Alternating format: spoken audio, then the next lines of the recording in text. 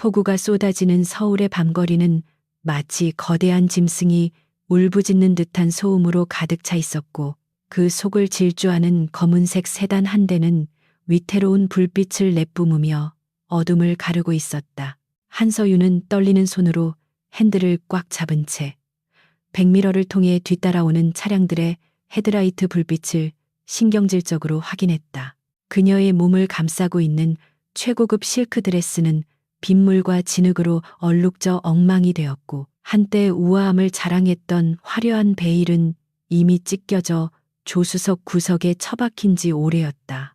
오늘 밤은 대한민국 재계 서열 5위인 한성그룹의 유일한 상속녀인 그녀가 악명 높은 최민석과의 정략 결혼을 공식화하는 약혼식 날이었다. 하지만 그 화려한 연회장은 지금쯤 아수라장이 되어 있을 것이 분명했고, 서유는 자신의 인생을 송두리째 짓밟으려는 아버지와 최민석의 소나기에서 벗어나기 위해 목숨을 건 도주를 감행하고 있었다. 빗줄기는 점점 더 거세져 앞이 보이지 않을 정도로 차창을 때리고 있었지만, 서유는 속도를 줄일 생각조차 하지 못한 채 엑셀러레이터를 끝까지 밟았다. 그녀의 머릿속에는 방금 전 대기실에서 최민석이 내뱉었던 모욕적인 언사와 그가 휘두른 폭력의 잔상이 지워지지 않는 흉터처럼 남아 있었다. 그는 그녀를 인격체가 아닌 그저 한성그룹을 집어삼키기 위한 도구이자 트로피로 취급했으며,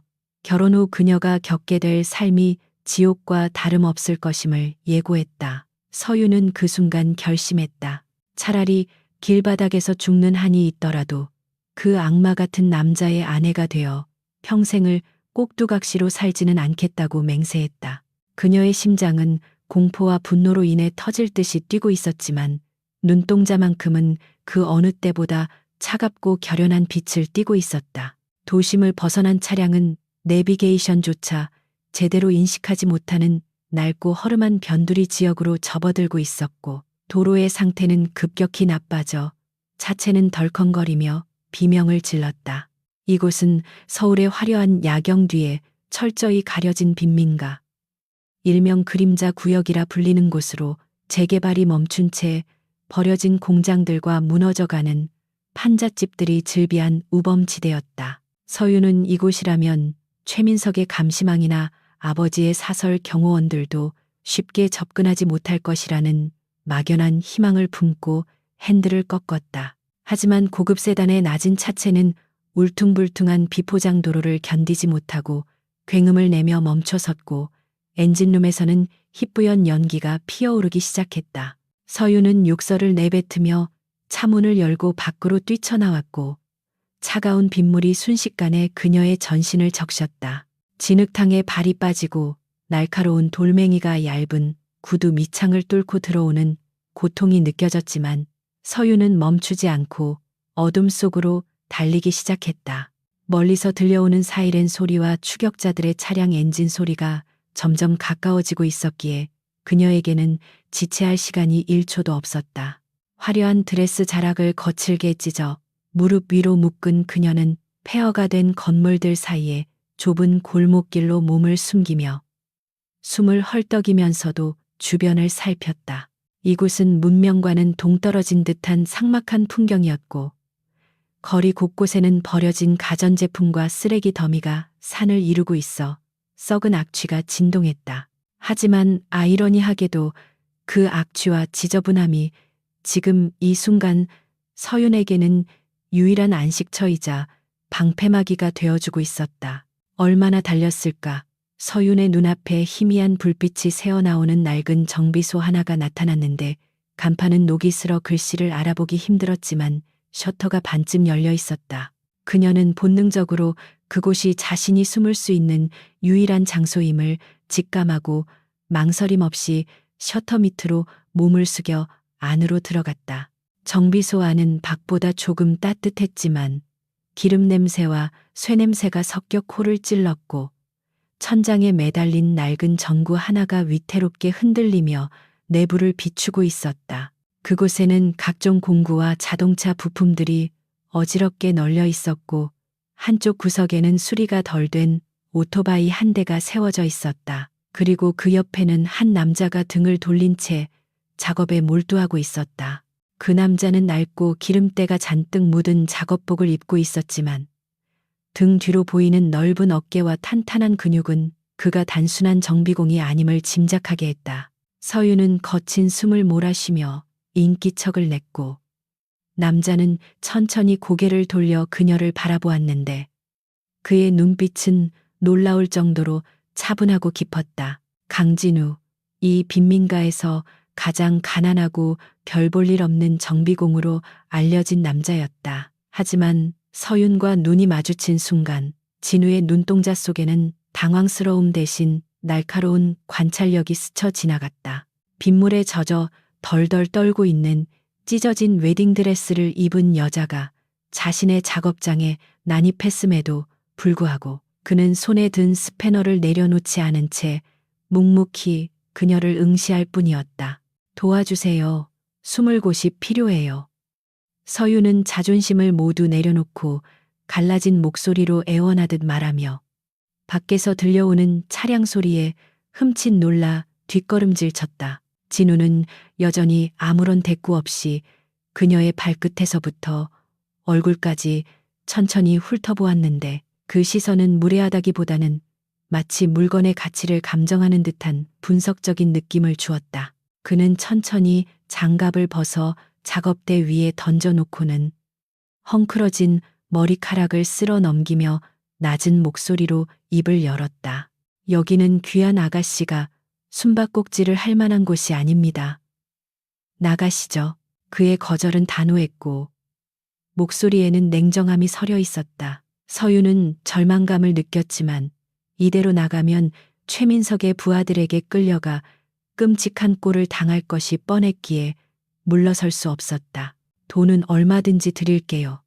아니, 이 시계와 목걸이만 해도 당신이 평생 벌 돈보다 많을 거예요.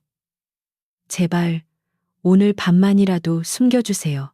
서윤은 손목에 차고 있던 다이아몬드 시계와 목에 걸린 목걸이를 거칠게 풀어 진우의 앞 작업대 위에 올려놓았다. 수천만 원을 호가하는 보석들이 기름때 묻은 작업대 위에서 이질적인 빛을 발했지만 진우는 그것들을 거들떠 보지도 않았다. 오히려 그의 입가에는 비릿한 조소가 스쳤다. 돈으로 해결할 수 있는 문제라면 당신이 굳이 이런 시궁창까지 도망쳐 오지는 않았겠죠. 당신을 쫓는 놈들이 돈 몇 푼에 물러날 놈들입니까? 진우의 예리한 지적에 서윤은 말문이 막혔다. 그는 정확히 상황을 꿰뚫어 보고 있었고 그녀가 재벌가의 딸이라는 것쯤은 이미 옷차림만으로도 간파한 듯했다. 그때 정비소 밖에서 요란한 급정거 소리와 함께 여러 명의 남자가 고함치는 소리가 들려왔고 셔터를 거칠게 두드리는 소리가 공포스럽게 울려 퍼졌다. 이 근처를 샅샅이 뒤져 쥐새끼 한 마리도 놓치지 마라. 최민석의 경호실장의 목소리였다. 서윤의 얼굴은 하얗게 질렸고 그녀는 본능적으로 진우의 뒤로 몸을 숨기려 했다. 진우는 귀찮다는 듯이 한숨을 내쉬었지만 공포에 질려 바들바들 떨고 있는 그녀의 손이 자신의 옷자락을 꽉 쥐고 있는 것을 느끼고는 잠시 침묵했다. 그는 이 낯선 여자가 단순히 가출한 철부지가 아니라 목숨을 위협받는 심각한 상황에 처해 있음을 직감했다. 그리고 그 순간 서윤의 머릿속에 번개처럼 한 가지 생각이 스쳐 지나갔다. 저 사람들은 내가 결혼했다는 사실을 알면, 아니, 법적으로 내가 다른 남자의 아내라는 명분이 생기면 함부로 건드리지 못해요. 우리 아버지 한 회장은 체면을 목숨보다 중요하게 여기는 사람이니까요. 서윤은 다급하게 외치며 진우의 팔을 잡았다. 그것은 도박에 가까운 논리였지만 지금 당장 그녀를 보호할 수 있는 유일한 방패막이었다. 잠깐만요. 당신이 내 남편인 척 해줘요. 아니, 정말로 서류상 남편이 되어줘요. 당신에게 필요한 게 뭐죠? 돈, 집, 권력, 내가 살아남기만 하면 뭐든지 줄게요. 그러니까 제발, 지금은 날 당신의 여자라고 말해줘요. 서윤의 눈빛은 간절함을 넘어 광기 어린 생존 본능으로 불타오르고 있었고 그녀의 제안은 터무니없었지만 묘한 설득력을 지니고 있었다. 진우는 서윤의 뜬금없는 제안에 처음으로 흥미롭다는 표정을 지으며 그녀를 내려다보았고, 셔터 밖에서는 쇠파이프로 문을 뜯어내려는 소리가 점점 커지고 있었다. 한성그룹의 공주님이 고작 이런 쓰레기장 같은 곳에 정비공에게 청혼이라니 취미가 독특하시군. 그는 비꼬듯이 말했지만 셔터 쪽으로 걸음을 옮기며 손에 쥐고 있던 묵직한 렌치를 고쳐 잡았다. 거래 조건은 나중에 다시 이야기하지. 일단 당신 말대로 내 아내가 된 이상 내 구역에서 험한 꼴을 보게 할 수는 없으니까. 진우가 셔터 잠금 장치를 푸는 순간 거대한 철문이 위로 올라가며 빗물과 함께 험상궂은 사내들이 들이닥쳤다. 검은 양복을 입은 사내들은 들이닥치자마자 정비소 내부를 훑어보았고, 진우 뒤에 숨어있는 서윤을 발견하고는 비릿한 미소를 지었다. 여기 계셨군요, 아가씨. 회장님과 최 대표님이 많이 걱정하고 계십니다. 모시러 왔으니 순순히 따라오시죠. 경호 실장은 서윤을 향해 손을 뻗었지만 그 앞을 가로막은 것은 거대한 장벽 같은 진우의 등이었다. 진우는 무심한 표정으로 그들의 앞을 막아서며 낮고 위협적인 목소리로 말했다. 남의 영업장에 신발도 안 벗고 들어와서 내 아내한테 무슨 짓입니까? 그의 목소리는 크지 않았지만 좁은 정비소 안을 가득 채우는 압도적인 기운이 서려 있어 사내들을 순간 멈칫하게 만들었다. 경호 실장은 어이없다는 듯 헛웃음을 터뜨리며 진우를 위아래로 훑어보았는데 기름때 묻은 작업복과 허름한 행색을 보고는 경멸 어린 눈빛을 보냈다. 이봐, 거지 새끼. 상황 파악이 안 되나 본데 내 뒤에 있는 그 여자가 누군지 알고나 짓거리는 거야? 목숨 부지하고 싶으면 당장 비켜. 그는 부하들에게 눈짓을 했고 덩치 큰 사내 2명이 진우를 밀치기 위해 다가왔다. 서윤은 공포에 질려 눈을 질끈 감았지만 다음 순간 들려온 것은 타격음과 함께 바닥에 처박히는 사내들의 비명소리였다. 진우는 놀라울 정도로 빠르고 간결한 동작으로 두 사내의 관절을 꺾어 제압해버렸고, 그 과정에서 그의 호흡은 전혀 흐트러지지 않았다. 내 귀가 좀 안 좋아서 말이야. 다시 한번 말해볼래? 누구를 데려간다고? 진우는 쓰러진 사내의 팔을 밟은 채 경호 실장을 똑바로 응시했는데 그 눈빛에는 맹수와 같은 살기가 어려 있었다. 단순한 정비공의 싸움 실력이 아니었다. 그것은 철저하게 훈련된 살인을 목적으로 하는 기술에 가까웠다. 경호 실장은 본능적으로 눈앞의 남자가 평범한 인물이 아님을 감지하고 뒷걸음질 쳤지만 이미 자존심에 상처를 입은 그는 쉽게 물러서려 하지 않았다. 내 놈, 한성그룹을 적으로 돌리고도 무사할 것 같으냐? 최민석 대표가 가만히 있지 않을 거다. 그는 악을 쓰며 협박했지만 진우의 표정에는 미동조차 없었다. 한성그룹이든 최민석이든 내 알 바 아니고 지금 내 집에서 행패 부리는 건 너희들이야. 경찰 부르기 전에 꺼져. 아니면 여기 있는 고철들과 함께 압축시켜 줄까? 진우가 렌치를 바닥에 내리치자 굉음이 울려 퍼졌고 기세에 눌린 경호 실장은 이를 갈며 부하들을 챙겨 후퇴할 수밖에 없었다. 그들은 밖으로 나가면서도 두고 보자는 상투적인 협박을 남겼지만 진우는 셔터를 다시 거칠게 내려버림으로써 그들의 존재를 차단했다. 정비소 안에는 다시 정막이 감돌았고 거친 빗소리만이 두 사람 사이의 침묵을 채우고 있었다. 서윤은 다리에 힘이 풀려 주저앉았고 진우는 그런 그녀에게 다가와 더러워진 수건을 던져주었다. 닦아, 꼴이 말이 아니군. 진우는 무심하게 말하며 냉장고에서 생수한 병을 꺼내 마셨다. 서윤은 수건을 받아들고 멍하니 그를 바라보았다. 방금 전 보여준 그의 무력과 카리스마는 그녀가 알던 가난한 사람의 범주를 훨씬 벗어나 있었다. 그는 단순히 힘이 센 것이 아니라 상황을 완전히 통제하고 있었다. 서윤은 떨리는 손으로 얼굴에 물기를 닦으며 자신이 방금 맺은 이 위험한 계약이 생각보다 훨씬 더 복잡하고 거대한 소용돌이 속으로 자신을 이끌고 있음을 직감했다. 고마워요. 그리고 아까 한 말 진심이에요. 당신이 날 지켜준다면 난 당신이 원하는 모든 보상을 해줄 수 있어요. 진우는 빈 생수병을 구겨 쓰레기통에 던져 넣으며 서윤의 앞에 쭈그리고 앉아 눈높이를 맞췄다. 가까이서 본 그의 얼굴은 기름때 속에서도 기이할 정도로 귀티가 흐르고 있었고 특히 그 깊은 눈동자는 모든 것을 꿰뚫어 보는 듯했다. 한서윤 씨, 당신은 지금 착각하고 있어. 나는 돈이나 보상 따위에는 관심 없어. 하지만 당신이 제안한 그 결혼이라는 연극 꽤 재미있을 것 같군. 그는 입가에 묘한 미소를 띠며 손을 내밀었다. 환영해, 내 시궁창 같은 현실에 들어온 걸. 하지만 명심해. 들어오는 건 내 마음대로였지만 나가는 건 내 마음대로 안 될 거야. 서유는 잠시 망설였지만 선택의 여지가 없었다. 그녀는 진우의 거칠고 투박한 손을 잡았고 그 순간 차가운 정비소의 공기 속에서 두 사람의 운명적인 계약은 성립되었다. 밖에서는 여전히 천둥번개가 치고 있었지만 서유는 난생 처음으로 묘한 안도감을 느꼈다. 이 정체불명의 남자가 세상에서 가장 가난해 보이지만 어쩌면 가장 위험할지도 모르는 이 남자가 자신을 그 지옥 같은 집안에서 구해줄 유일한 동아줄이 될지도 모른다는 확신이 들었다. 그녀는 꽉 잡은 손에 힘을 주며 앞으로 펼쳐질 험난한 싸움을 각오했다. 이것은 단순한 도피가 아니라 그녀의 인생을 되찾기 위한 전쟁의 서막이었다. 정비소 한 구석에 마련된 좁은 쪽방으로 안내된 서유는 낡은 매트리스 위에 몸을 뉘었지만 잠은 쉽게 오지 않았다. 벽 하나를 사이에 두고 진우가 깨어 있다는 것이 느껴졌고 그가 내뿜는 알 수 없는 위압감과 미스터리한 분위기는 밤새도록 그녀의 신경을 자극했다. 그는 도대체 누구일까? 왜 이런 곳에서 정비공으로 살아가고 있는 것일까?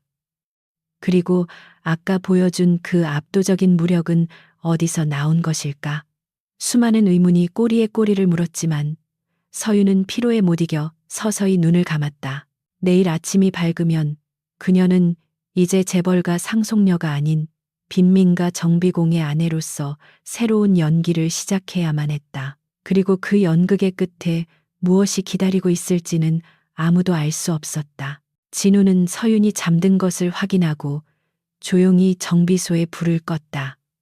어둠 속에 홀로 남은 그는 주머니에서 낡은 폴더폰이 아닌 최신형 위성 전화기를 꺼내 들었다. 액정 화면에는 발신자 표시 제한으로 된 부재중 전화가 수십 통화 있었다. 그는 익숙한 듯 짧은 번호를 눌러 통화를 연결했고 수화기 너머에서는 다급하면서도 정중한 외국어 목소리가 들려왔다. 회장님, RS 글로벌의 이사회가 소집되었습니다. 한성그룹 인수건에 대해 최종 결정을 내리셔야 합니다. 언제 복귀하십니까? 진우는 잠든 서윤이 있는 쪽방을 잠시 응시하다가 낮고 차가운 목소리로 대답했다. 조금 더 걸릴 것 같다. 이곳에서 아주 흥미로운 변수를 만났거든. 계획을 수정한다. 한성그룹 껍데기만 남기고 모조리 삼켜버릴 준비해. 다음 날 아침 깨진 창틈으로 스며든 희미한 햇살이 한서윤의 눈꺼풀을 간지럽혔을 때 그녀는 잠시 자신이 최고급 호텔 스위트룸이나 본가의 침실에 누워 있을 것이라는 착각에 빠져 있었다.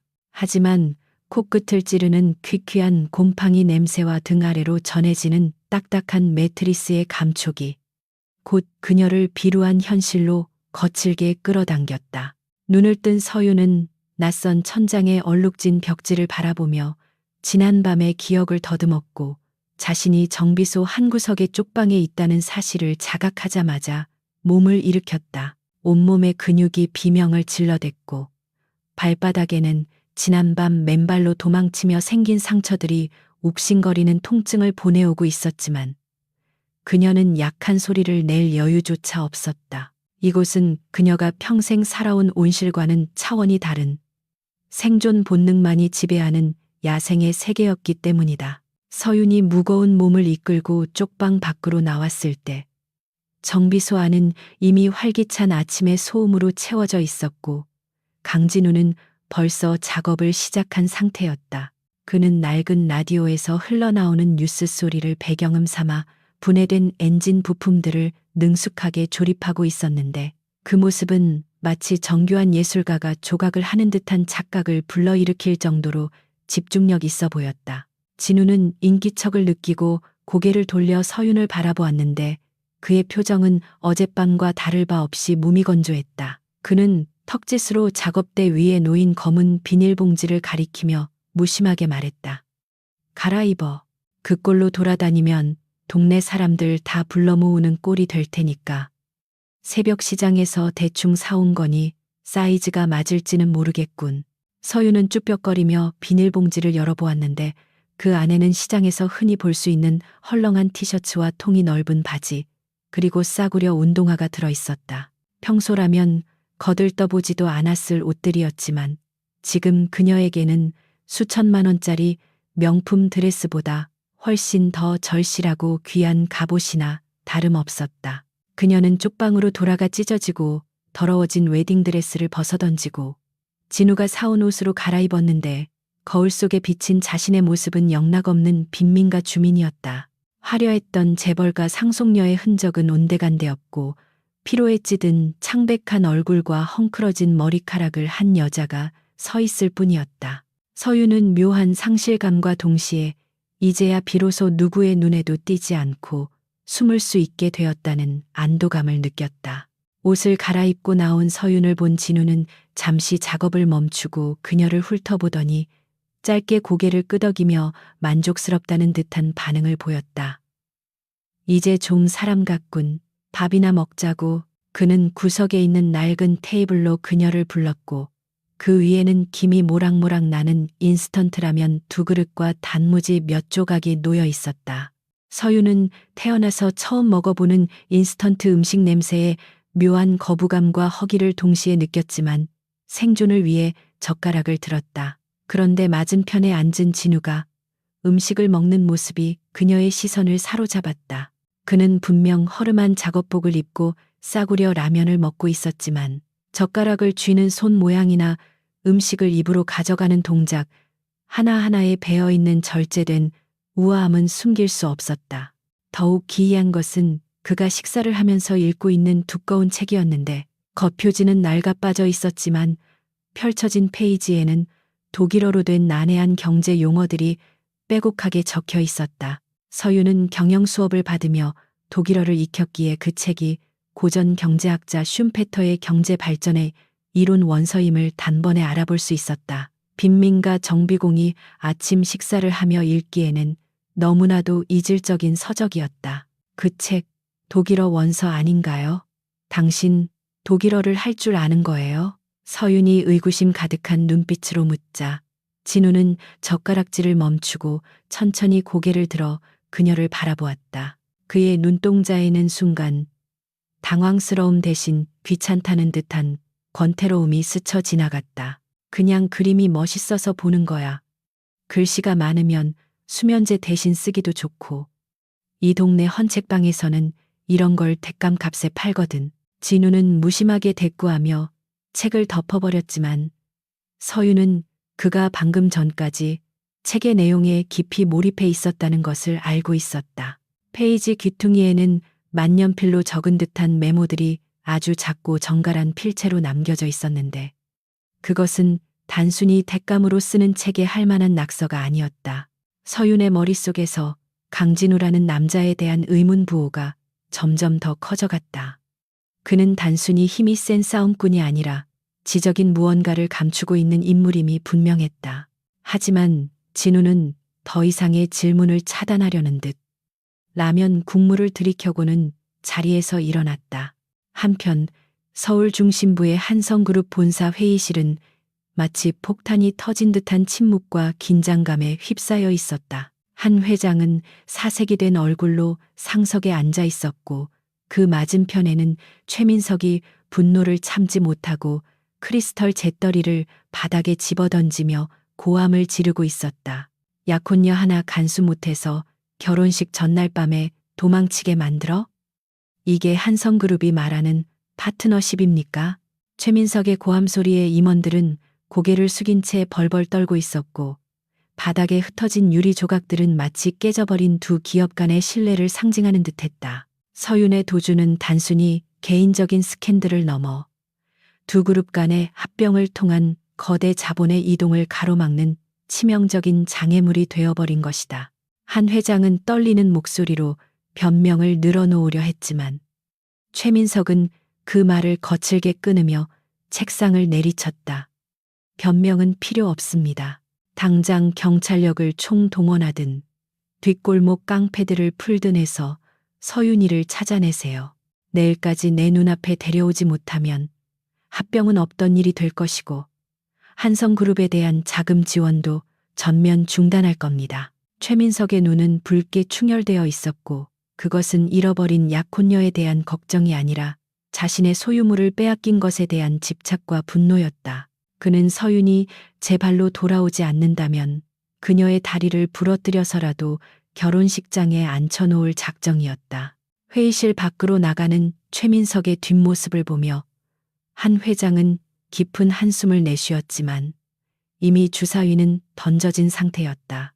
다시 정비소로 돌아와 서윤은 밥값을 하겠다는 생각으로 정비소 청소를 자처하고 나섰지만 평생 손에 물 한 방울 묻혀보지 않은 그녀에게 청소는 고역이었다. 빗자루질은 서툴렀고 걸레를 빠는 법조차 몰라 물바다를 만들기 일쑤였다. 진우는 그런 그녀를 한심하다는 듯이 바라보며 혀를 찼다. 아가씨, 돕는 게 아니라 일거리를 늘리고 있군. 그냥 저기 의자에 얌전히 앉아있는 게 도와주는 거야.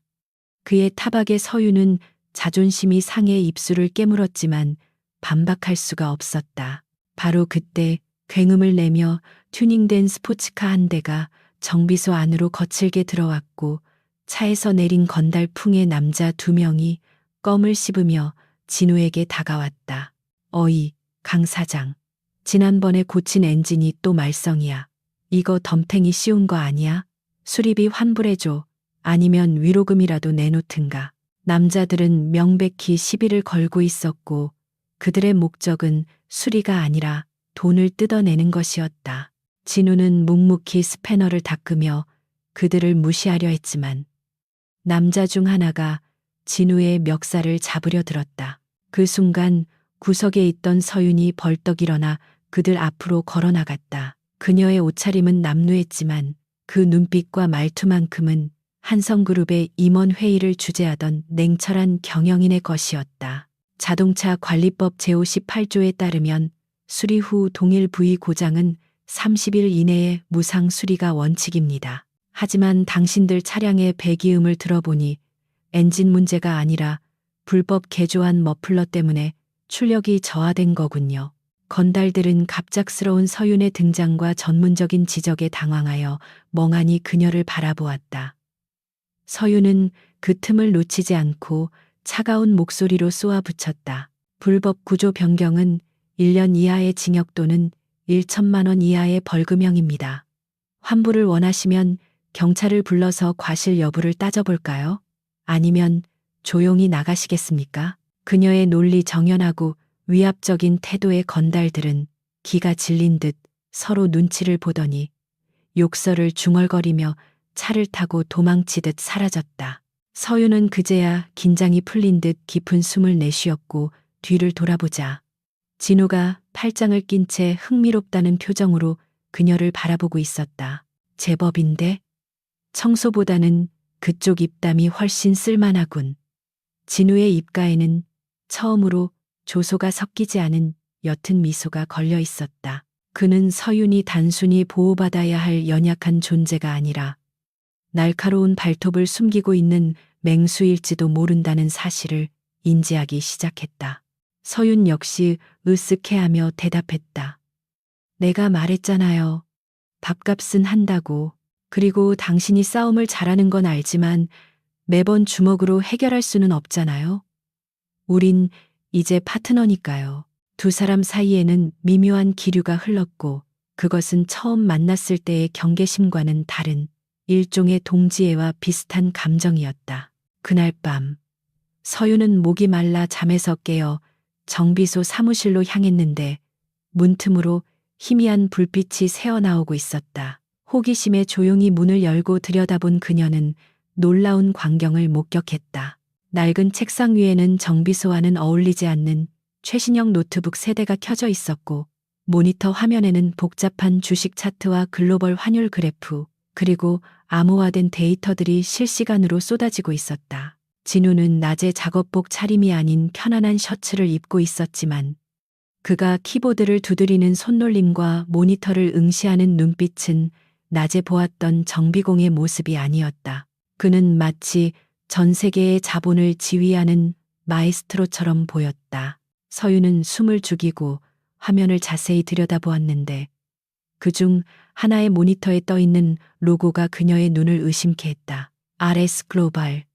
최근 월가를 뒤흔들고 있다는 정체불명의 사모펀드 이름이었다.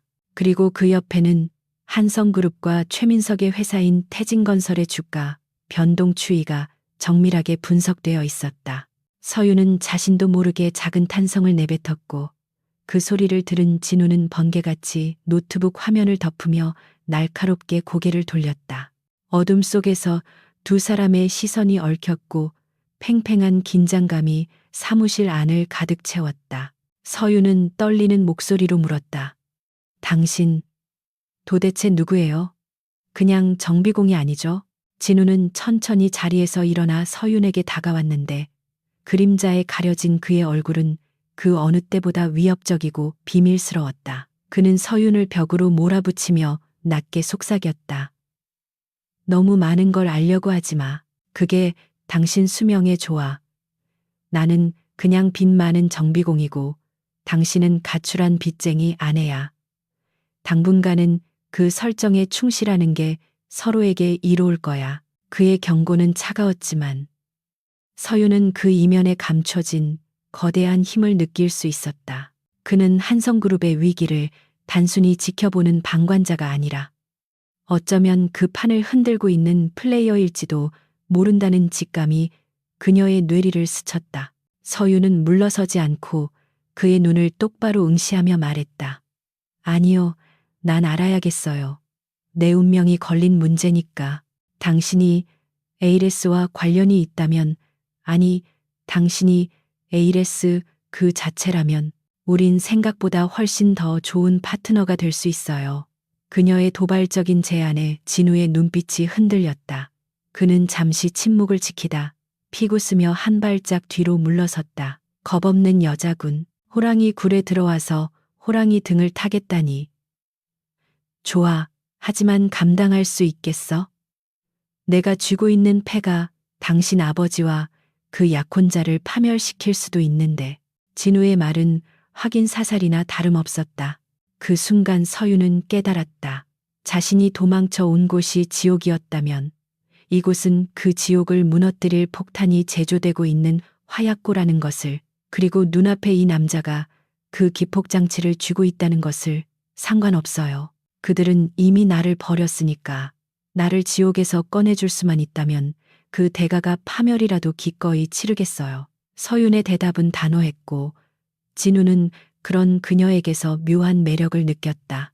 두 사람은 비좁은 사무실 안에서 공범자가 된 듯한 눈빛을 교환했다. 밖에서는 다시 비가 내리기 시작했고 빗소리는 두 사람의 비밀스러운 대화를 덮어주었다. 진우는 다시 자리에 앉아 노트북을 열지 않았지만 서유는 그가 무엇을 계획하고 있는지 짐작할 수 있었다. 이 낡은 정비소는 단순한 은신처가 아니라 대한민국 재계를 뒤흔들 작전 본부였던 것이다. 서유는 방으로 돌아왔지만 심장은 쿵쿵거리며 진정되지 않았다. 최민석과 아버지가 그녀를 찾기 위해 혈안이 되어 있는 동안 그녀는 가장 강력한 무기를 손에 넣은 것일지도 몰랐다. 어둠 속에서 그녀는 주먹을 꽉 쥐었다. 이제 도망치는 것은 끝났다. 반격의 서막이 오르고 있었다. 서울의 하늘은 며칠째 이어진 폭우가 잠시 잦아든 틈을 타 회색빛 구름 사이로 희미한 햇살을 내비치고 있었지만 정비소 주변의 공기는 그 어느 때보다 무겁고 습하게 내려앉아 있었다. 한서윤은 낡은 책상에 앉아 강진우가 건네준 한성그룹의 최근 5년간 재무제표를 뚫어지게 바라보고 있었는데 그 서류들 사이에는 일반적인 회계 감사로는 결코 찾아낼 수 없는 교묘한 분식 회계의 흔적들이 숨겨져 있었다. 그녀는 펜 끝으로 특정 숫자를 가리키며 옆에 서 있는 진우에게 물었다. 이 부분 자회사 간의 내부 거래로 부채 비율을 의도적으로 낮췄어요. 최민석의 태진건설이 한성그룹의 부실 채권을 떠안는 대가로이면 계약을 맺은 게 분명해요. 그녀의 눈은 날카롭게 빛났고 며칠 전 도망쳐 왔을 때의 불안한 기색은 완전히 사라져 있었다. 진우는 기름때 묻은 장갑을 벗으며 서윤의 분석에 만족스러운 듯 고개를 끄덕였는데 그의 시선은 서류 너머 창밖의 고요함을 경계하듯 응시하고 있었다. 정확해. 그들은 합병을 통해 그 부실함을 덮으려 했지. 만약 이 사실이 주주들에게 알려지면 합병은커녕 두 그룹 모두 검찰 조사를 피할 수 없을 거야. 그는 낮게 중얼거리며 낡은 커피 포트에서 물을 따랐다. 두 사람 사이에는 이제 단순한 보호자와 피보호자의 관계를 넘어 거대한 적을 상대로 전략을 공유하는 동지로서의 신뢰가 싹트고 있었다. 하지만 이 짧은 평화는 폭풍전야의 고요함에 불과하다는 것을 진우의 예민한 감각은 본능적으로 감지하고 있었다. 거리에 개들이 짖지 않았고 항상 시끄러웠던 옆 공장의 기계 소음조차 들리지 않는 기이한 정막이 흐르고 있었기 때문이다.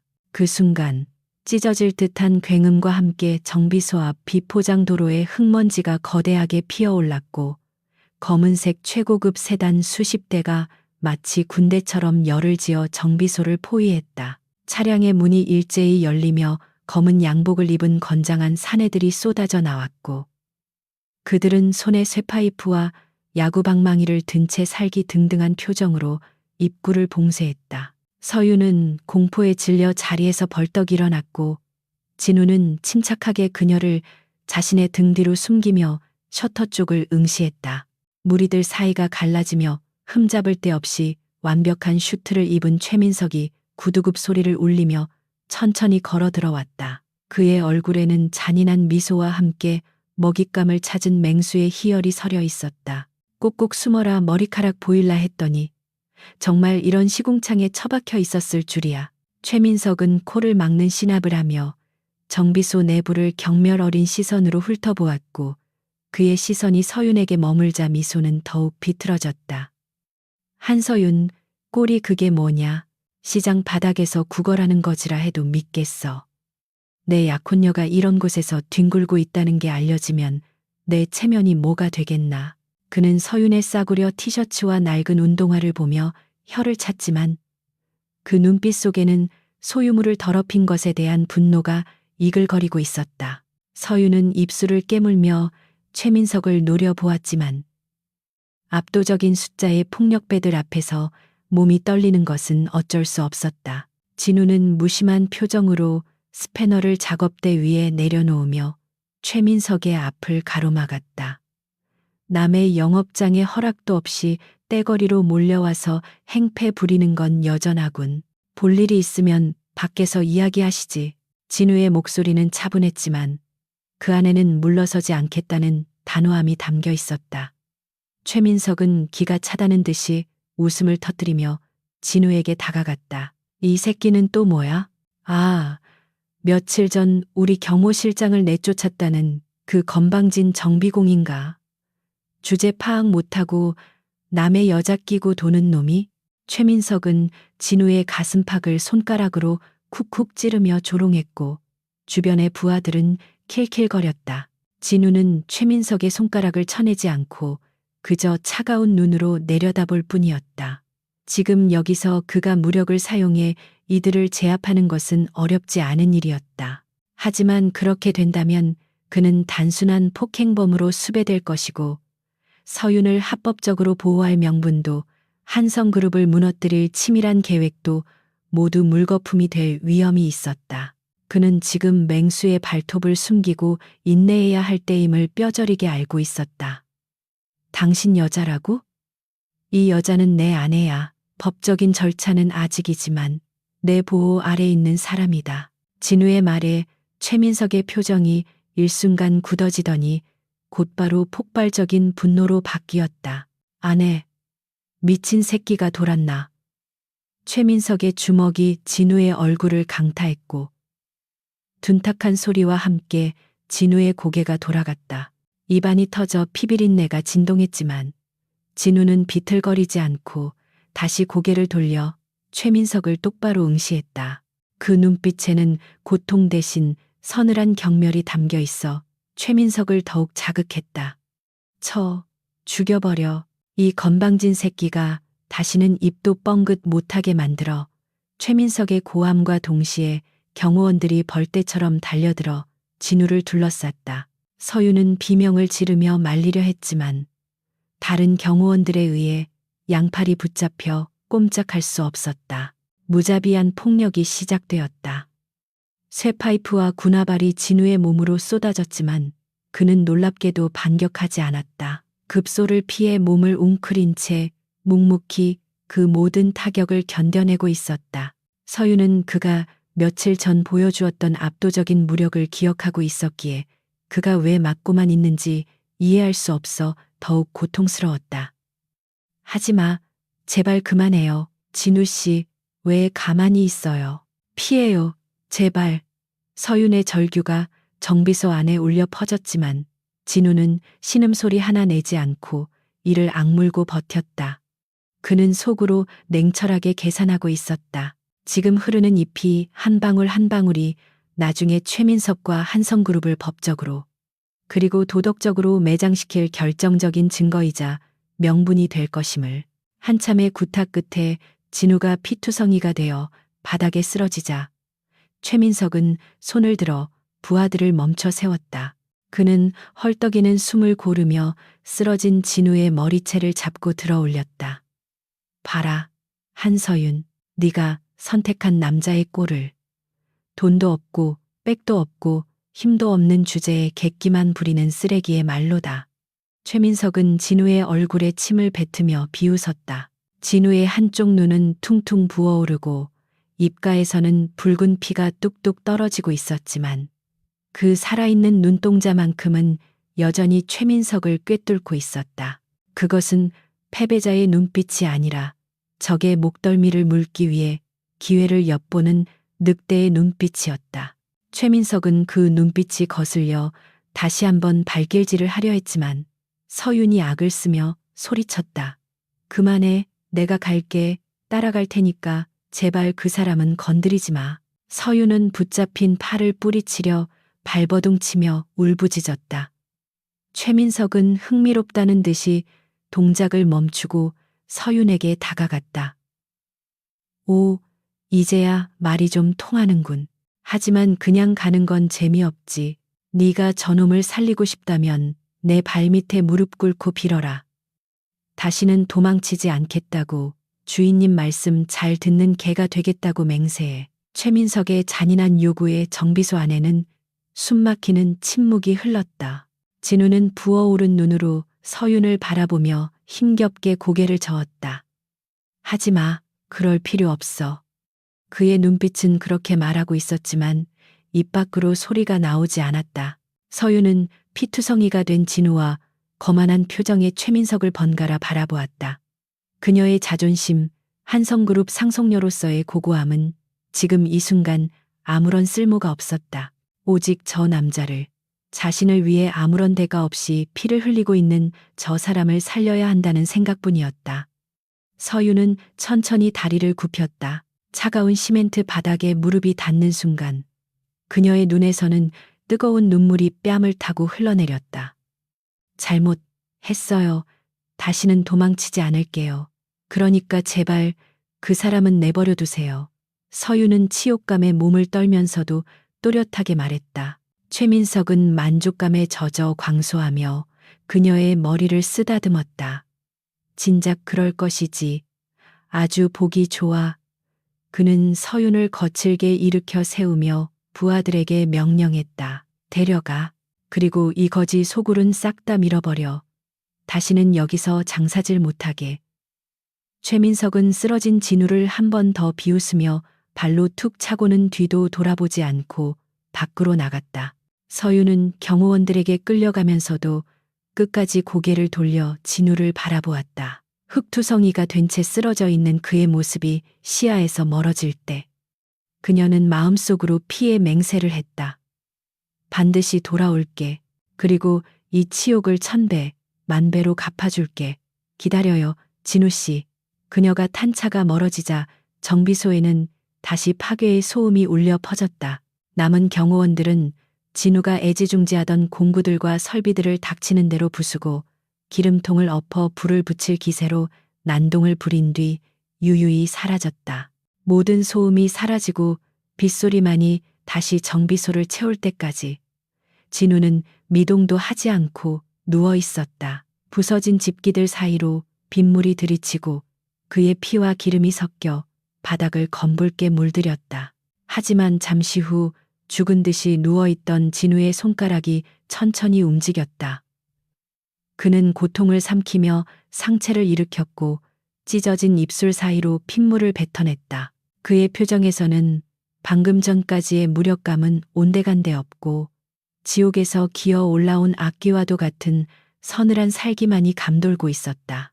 진우는 비틀거리며 부서진 사무실 책상 밑으로 기어가 바닥 타일을 드러냈다. 그 안에는 비밀 금고가 숨겨져 있었고 그는 떨리는 손으로 금고를 열어 위성 전화기와 깔끔한 슈트가 들어있는 가방을 꺼냈다. 그는 전화기의 전원을 켜고 단축번호 1번을 길게 눌렀다. 신호음이 몇 번 가기도 전에 상대방이 전화를 받았다. 회장님, 연락 기다리고 있었습니다. 위치 추적 신호가 잠시 끊겨서 걱정했습니다.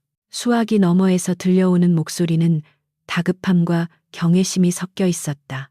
에이레스 글로벌의 모든 가용 자산을 동원해 진우의 목소리는 낮고 묵직했으며 지옥의 밑바닥을 긁는 듯한 쉰소리가 섞여 있었지만 그 위험은 어느 때보다 강력했다. 목표는 한성그룹과 태진건설이다. 주식 매집은 오늘부로 끝낸다. 내일부터 전면적인 적대적 인수합병을 선언해. 그리고 내 변호인단을 준비시켜. 내일 아침 내가 직접 한성그룹 본사로 들어간다. 그는 잠시 말을 멈추고 부서진 정비소를 둘러보며 차갑게 덧붙였다.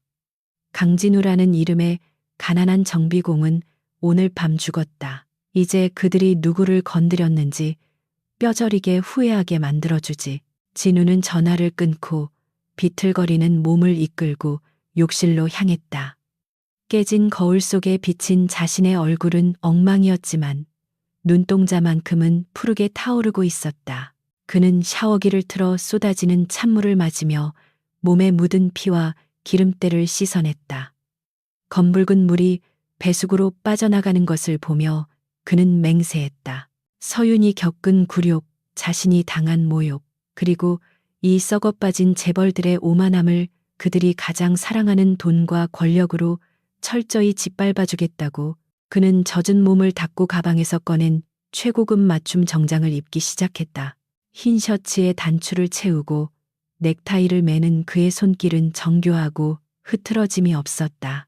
마지막으로 명품 시계를 손목에 차고 재킷을 걸치자 거울 속에는 더 이상 빈민가 정비공이 아닌 전 세계 금융시장을 쥐락펴락하는 냉혹한 승부사 RS의 수장이 서 있었다. 그는 폐허가 된 정비소를 뒤로하고 빗속으로 걸어 나갔다. 어둠 속에서 대기하고 있던 검은색 리무진 한 대가 조용히 그의 앞에 멈춰 섰고 운전기사가 내려 깍듯하게 문을 열었다. 진우는 차에 오르며 마지막으로 서윤이 끌려간 방향을 응시했다. 기다려, 내 아내. 이제 진짜 게임을 시작하지. 리무진은 빗줄기를 가르며 서울의 화려한 야경 속으로 그들의 전쟁터인 한성그룹 본사를 향해 미끄러지듯 사라졌다.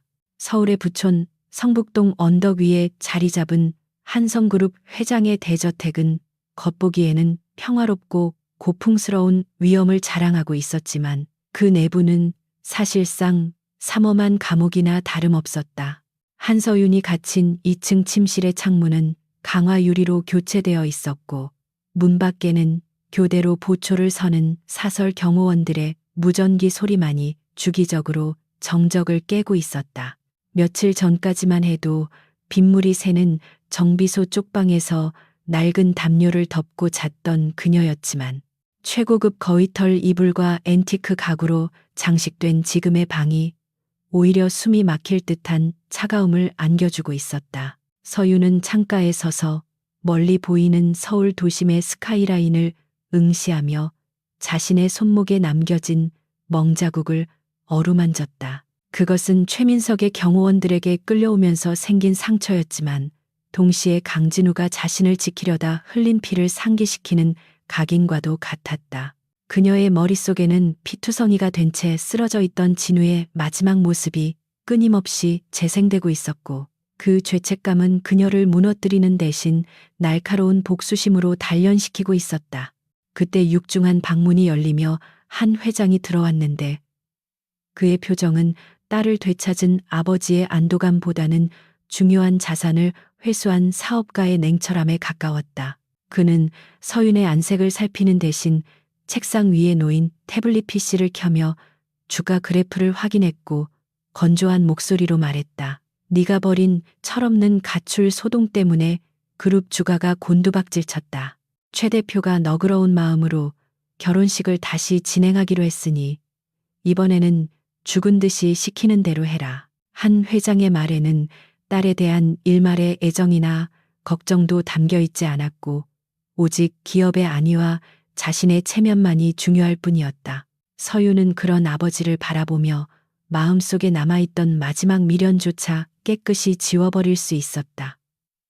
그녀는 감정 없는 인형처럼 고개를 끄덕이며 나직하게 대답했다. 네, 알겠습니다. 대신 결혼식 전까지 마음을 정리할 시간을 주세요. 서재에서 조용히 있고 싶습니다. 한 회장은 서윤의 순순한 태도에 의심스러운 눈초리를 보냈지만 외부와의 연락이 완전히 차단된 저택 안에서 그녀가 할 수 있는 일은 없다고 판단했는지 고개를 끄덕였다. 허튼 수작 부릴 생각 마라. 이번이 내 인생에서 구제받을 수 있는 마지막 기회니까. 아버지가 방을 나가자마자 서윤의 눈빛은 차갑게 돌변했다.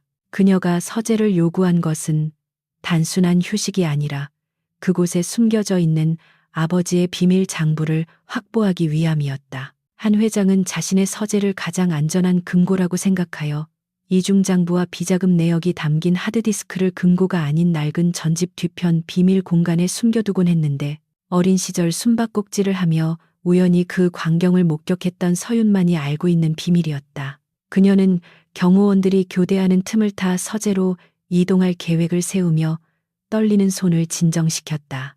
이것은 단순한 증거 확보가 아니라 아버지와 최민석의 목을 조를 수 있는 유일한 동아줄이었다. 한편 한성그룹 본사 대회의실은 긴급 소집된 이사회로 인해 팽팽한 긴장감이 감돌고 있었고 참석한 임원들의 얼굴에는 불안과 초조함이 역력했다. 서윤의 도주와 관련된 루머가 증권가 찌라시를 통해 퍼져나가면서 주주들의 항의가 빗발치고 있었고 최민석은 이 혼란을 잠재우기 위해 직접 회의에 참석해 상석을 차지하고 있었다. 그는 오만하게 다리를 꼬고 앉아 마이크를 잡으며 거만한 목소리로 선언했다. 한서윤 상무의 건강 문제로 잠시 소란이 있었지만 예정대로 합병은 진행될 것입니다. 태진건설의 자본이 투입되면 한성그룹의 재무구조는 획기적으로 개선될 것이니 동요하지 마십시오. 그의 말은 확신에 차 있었지만 그것은 사실상 한성그룹을 태진건설의 하청업체로 전락시키겠다는 노골적인 야욕이나 다름없었다. 임원들은 불만을 삼키며 침묵할 수밖에 없었는데 이미 최민석이 이사회의 과반수를 매수한 상태였기 때문이다. 그러나 회의가 한창 진행되던 중 회의실 대형 스크린에 띄워져 있던 주식 차트가 갑자기 붉은색으로 요동치기 시작했다. 평소 거래량의 수십 배에 달하는 매수 주문이 쏟아지며 한성그룹의 주가가 폭등하기 시작한 것이다.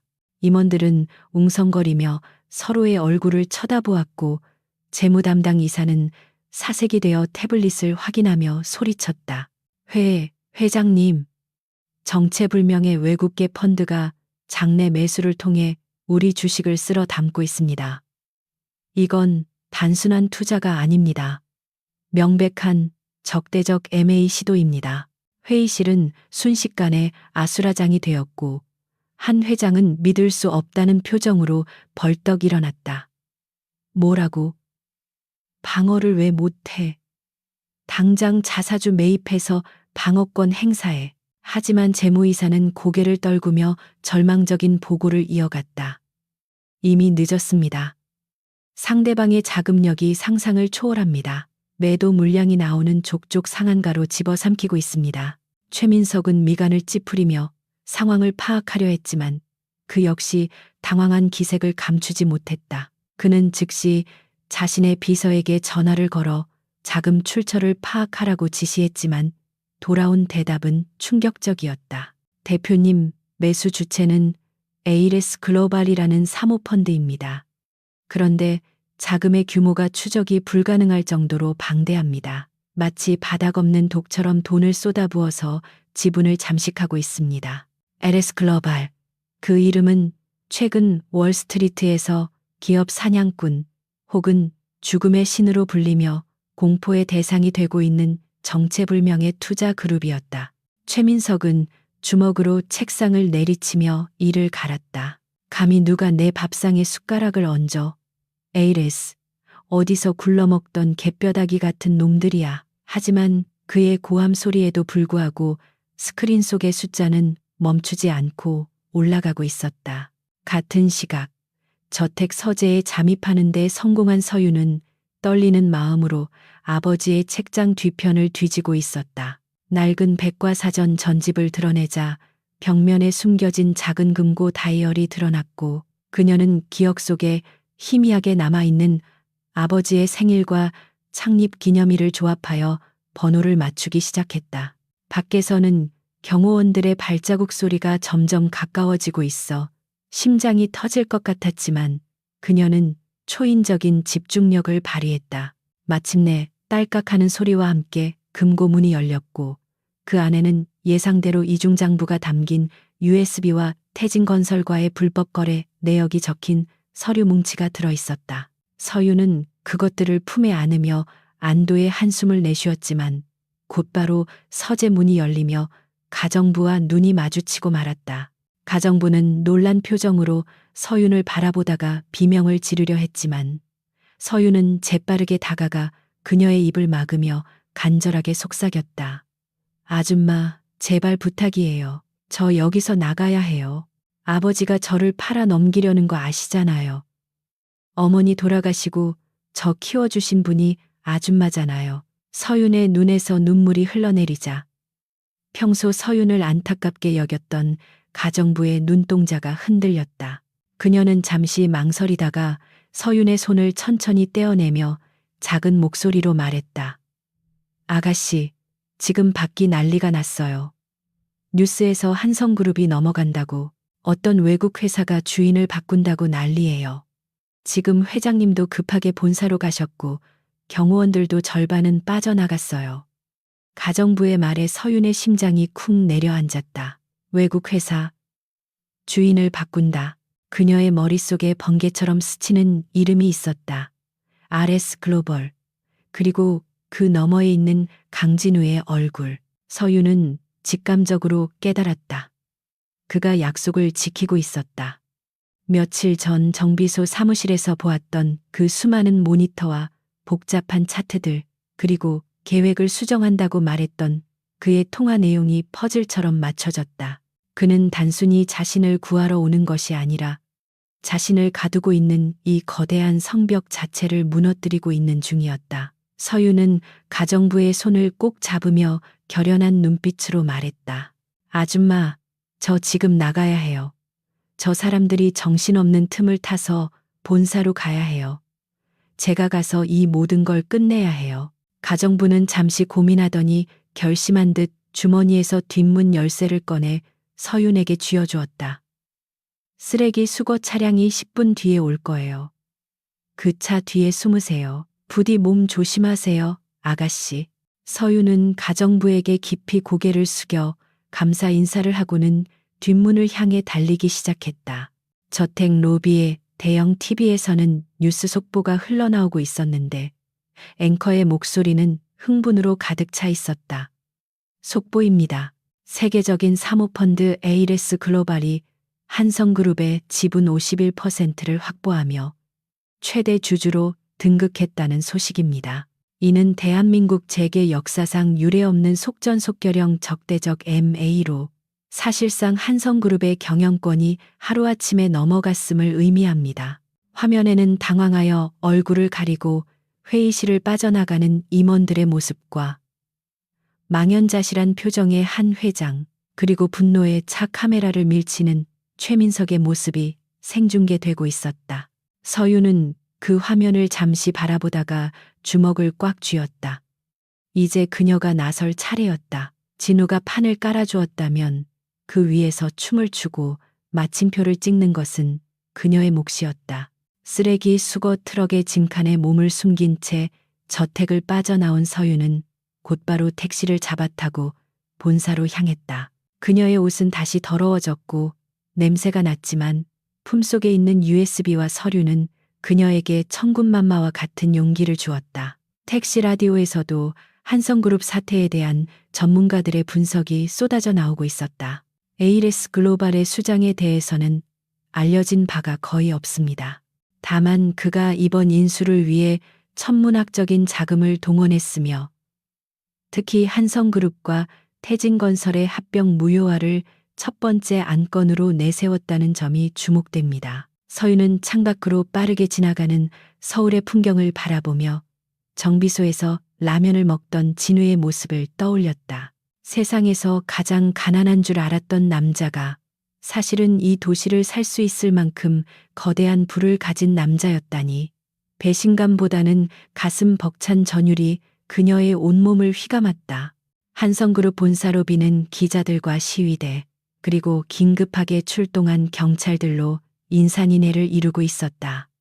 정문은 봉쇄되었고 직원들조차 출입이 통제되는 상황이었다. 서윤은 군중 속을 헤치고 들어가려 했지만 역부족이었다. 그때 로비 안쪽에서 정장을 입은 엘리트 변호사 군단이 걸어 나왔고 그들 중 한 명이 서윤을 발견하고는 놀란 표정으로 다가왔다. 그는 정비소에서 진우와 통화하던 그 목소리의 주인공이었다. 한서윤 이사님이십니까? 회장님께서 기다리고 계십니다. 모시러 왔습니다.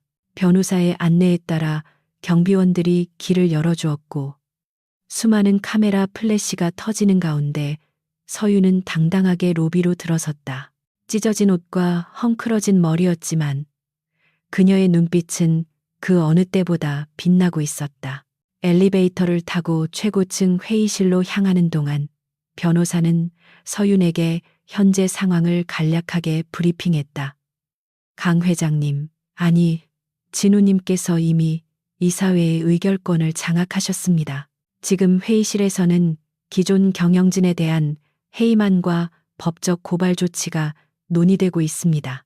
하지만 한 회장님과 최 대표가 완강하게 저항하며 증거를 요구하고 있어 이사님의 증언과 확보하신 자료가 결정적인 역할을 할 것입니다.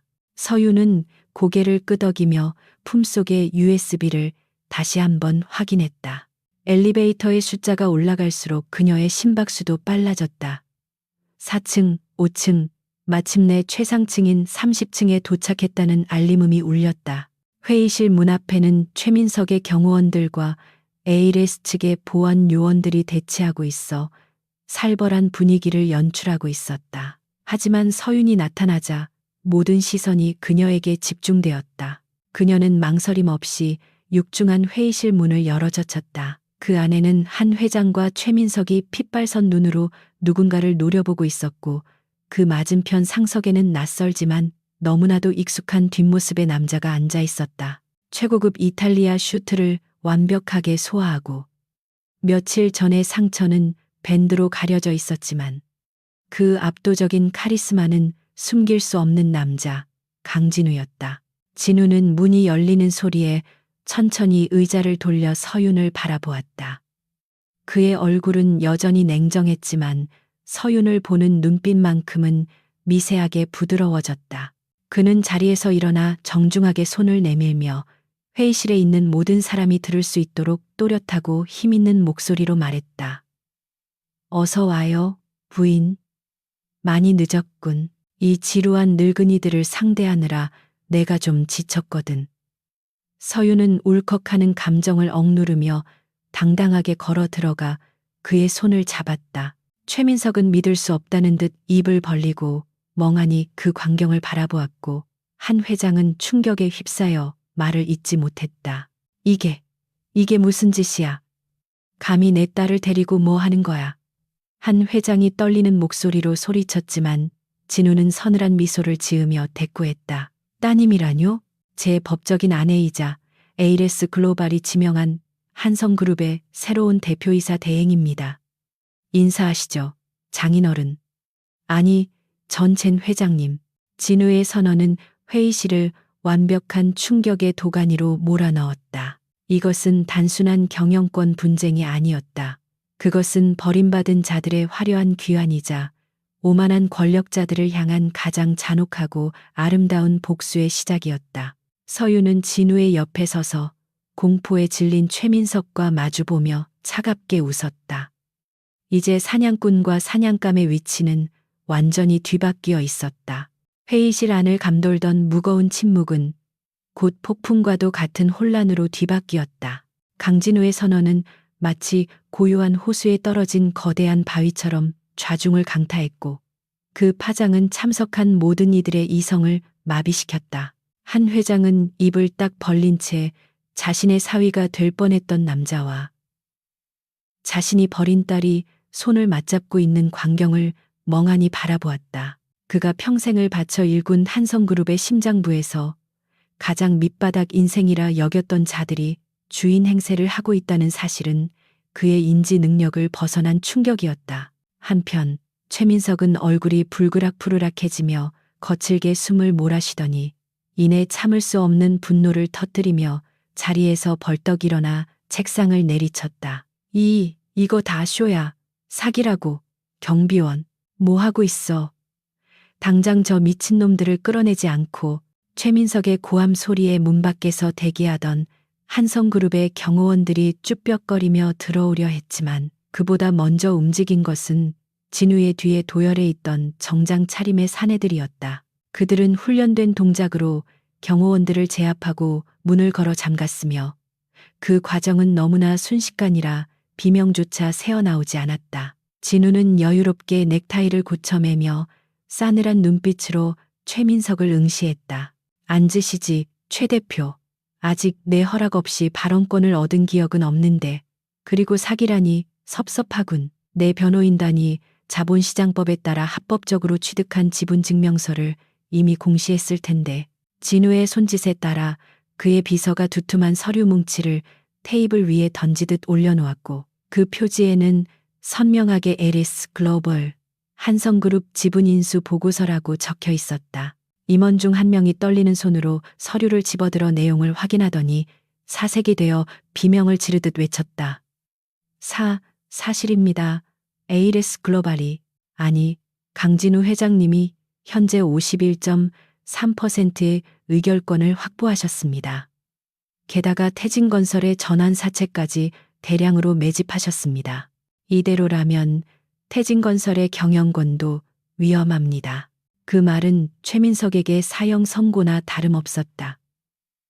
자신이 한성그룹을 집어삼키려던 포식자에서 순식간에 자신의 안방마저 내줘야 할 처지가 된 것이다. 최민석은 다리에 힘이 풀려 의자에 주저앉으며 헛웃음을 흘렸다. 말도 안 돼, 내깟놈이. 빈민가 기름쟁이 주제에 어떻게 이런 천문학적인 돈을. 이건 꿈이야. 그는 현실을 부정하며 중얼거렸지만 진우의 눈빛은 그 어느 때보다 차가운 현실을 말해주고 있었다. 진우는 천천히 최민석에게 다가가 테이블 가장자리에 걸터 앉으며 며칠 전 정비소에서 그에게 짓밟혔던 기억을 떠올리는 듯한 미묘한 표정을 지었다. 기름쟁이라. 틀린 말은 아니지. 하지만 자네가 간과한 게 있어. 내가 기름을 만지는 건 취미 생활이고 내 진짜 직업은 자본이라는 괴물을 다루는 조련사라는 사실을 말이야. 자네가 내 정비소를 부수고 내 아내를 모욕할 때 나는 자네 회사의 자금 흐름을 끊고 채권단과 협상 중이었어. 진우의 목소리는 낮고 부드러웠지만 그 내용은 최민석의 뼈를 깎는 듯한 고통을 안겨주었다. 자네가 자랑하던 그 자본의 힘, 이제 누가 더 강한지 알겠나? 자네는 빚더미 위에 앉은 허수아비일 뿐이야. 그때 충격에서 겨우 벗어난 한 회장이 떨리는 목소리로 입을 열었다. 그의 시선은 진우가 아닌 서윤에게 고정되어 있었다. 서윤아, 네가 어떻게 애비한테 이럴 수가 있느냐. 외부 세력을 끌어들여서 회사를 통째로 넘겨? 이게 네가 배운 경영 수업의 결과냐. 한 회장은 배신감에 치를 떨며 호통을 쳤지만 그 목소리에는 예전과 같은 위엄이 사라지고 비굴함이 섞여 있었다. 서윤은 그런 아버지를 보며 슬픈 미소를 지었다.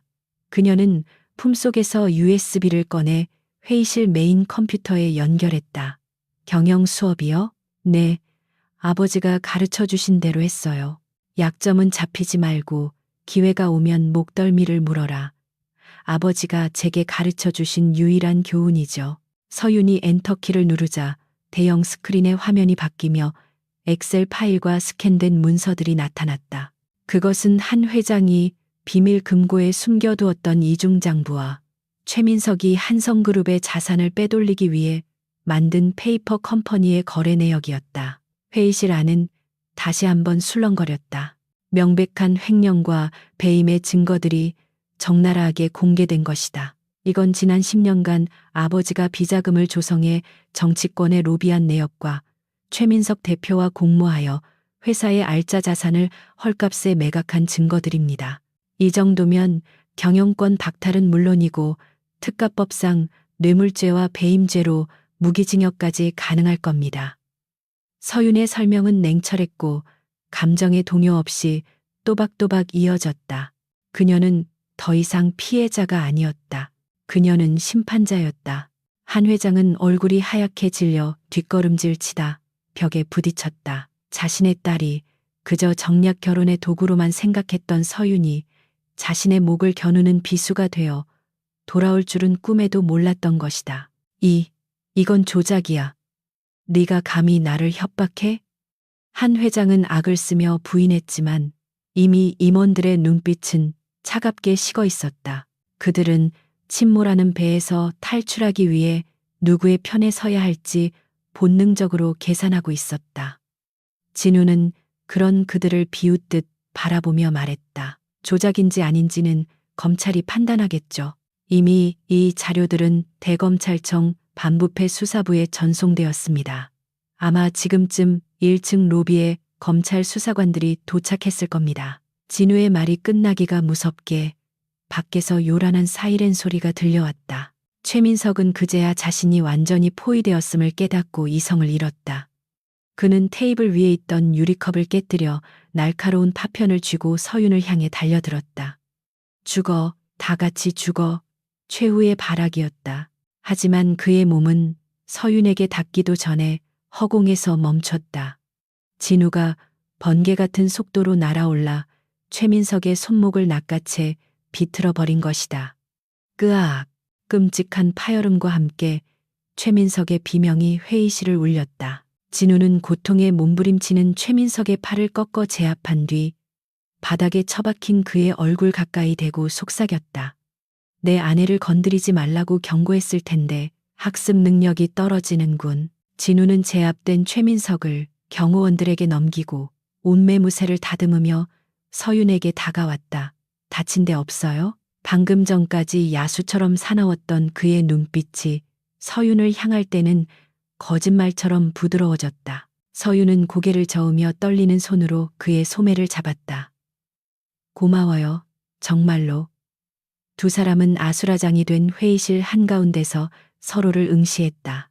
주변의 소음과 혼란은 그들에게 아무런 의미가 없었다. 그들은 서로가 서로를 구원했음을, 그리고 이제야 비로소 대등한 위치에서 마주 서게 되었음을 확인하고 있었다. 곧이어 회의실 문이 열리고 푸른 제복을 입은 검찰 수사관들이 들이닥쳤다. 한성그룹 회장 한영식 씨, 태진건설 대표 최민석 씨, 특정경제범죄 가중처벌 등에 관한 법률 위반 혐의로 체포합니다.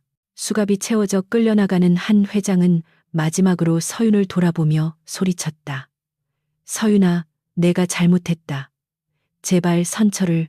아빠가 다 설명할게. 하지만 서윤은 고개를 돌려 그 시선을 외면했다. 그녀의 눈가에는 눈물이 고여 있었지만 표정은 단호했다.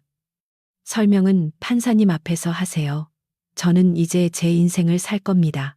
최민석은 끝까지 욕설을 퍼부으며 발버둥 쳤지만 진우의 차가운 시선에 눌려 결국 고개를 떨구고 끌려나갔다. 회의실에 남아있던 임원들은 모두 기립하여 진우와 서윤에게 고개를 숙였다. 그것은 새로운 권력에 대한 복종이자 두려움의 표시였다. 모든 상황이 정리되고 수사관들이 철수하자 진우는 임원들을 향해 축객령을 내렸다. 모두 나가세요. 당분간 경영 공백은 비상대책위원회를 통해 메울 겁니다. 제 아내 한서윤 대표 대행의 지시를 따르십시오. 허튼 짓을 하다 걸리면 한 회장과 똑같은 꼴을 보게 될 겁니다. 임원들이 도망치듯 빠져나가고 넓은 회의실에는 진우와 서윤 단둘만이 남게 되었다. 창밖으로는 서울의 노을이 붉게 타오르고 있었고 그 빛은 두 사람의 그림자를 길게 드리웠다. 긴장이 풀린 서윤은 다리가 풀려 휘청거렸지만 진우가 단단한 팔로 그녀를 부축했다. 끝났어. 당신을 괴롭히던 괴물들은 이제 우리 안에 갇혔어. 진우의 위로에 서윤은 참았던 눈물을 터뜨리며 그의 품에 안겼다. 무서웠어요. 당신이 잘못될까봐, 우리가 실패할까봐 너무 무서웠어요. 서윤의 흐느낌을 들으며 진우는 그녀의 등을 부드럽게 토닥였다. 나를 믿으라고 했잖아. 나는 투자한 종목은 절대 실패하게 두지 않아. 그리고 당신은 내 인생 최고의 우량주니까. 그의 농담 섞인 위로의 서윤은 눈물 젖은 얼굴로 웃음을 터뜨렸다. 그 웃음은 지난 수년간 그녀를 짓누르던 억압에서 벗어난 해방의 웃음이었다. 진우는 서윤을 부축해 창가로 이끌었다. 발 아래로 펼쳐진 도시는 화려한 불빛을 반짝이며 살아 움직이고 있었다. 이제 이 모든 게 당신 거야. 아니, 정확히 말하면 우리의 것이지. RS 글로벌과 한성그룹은 이제부터 파트너로서 새로운 길을 가게 될 거야. 진우의 말에 서윤은 고개를 끄덕이며 물었다. 그런데 정말 당신이 그 전설적인 투자자 ALS가 맞아요? 정비소에서의 모습은 정말 감쪽 같았어요. 그녀의 질문에 진우는 씩 웃으며 주머니에서 낡은 스패너 하나를 꺼내 보였다. 가끔은 기계의 나사를 조이는 게 복잡한 인간들의 머릿속을 조종하는 것보다 편할 때가 있거든. 그곳은 내 유일한 도피처였는데 당신이라는 불청객 때문에 들통나 버렸지. 불청객이라뇨. 나는 당신을 세상 밖으로 꺼내준 은인이라고요. 서윤이 짐짓 삐진 척하며 대꾸하자 진우는 그녀의 손을 잡고 손등에 부드럽게 키스했다. 맞아. 당신은 내 구원자야. 기계 부품이나 만지작거리며 은둔하던 나를 다시 싸우게 만들었으니까. 두 사람 사이에는 따뜻하고 깊은 유대감이 흘렀다. 그것은 단순히 남녀 간의 사랑을 넘어 생사를 함께 넘나든 전우애와 같은 단단한 감정이었다. 하지만 그들의 싸움은 아직 완전히 끝난 것이 아니었다. 무너진 회사를 다시 세우고 썩은 환부를 도려내는 더 큰 과제가 남아 있었다. 그러나 이제 그들은 혼자가 아니었다. 자, 이제 퇴근할까? 정비소는 박살났으니 오늘은 호텔로 가야겠군. 내 명의로 된 펜트하우스가 근처에 있어. 진우가 제안하자 서윤은 고개를 끄덕였다. 좋아요. 하지만 조건이 있어요. 저녁은 라면 말고 제대로 된 스테이크로 사줘요. 당신 돈 많잖아요. 서윤의 당찬 요구에 진우는 큰 소리로 웃음을 터뜨렸다. 분부대로 합지요. 마님. 두 사람은 손을 잡고 회의실을 나섰다.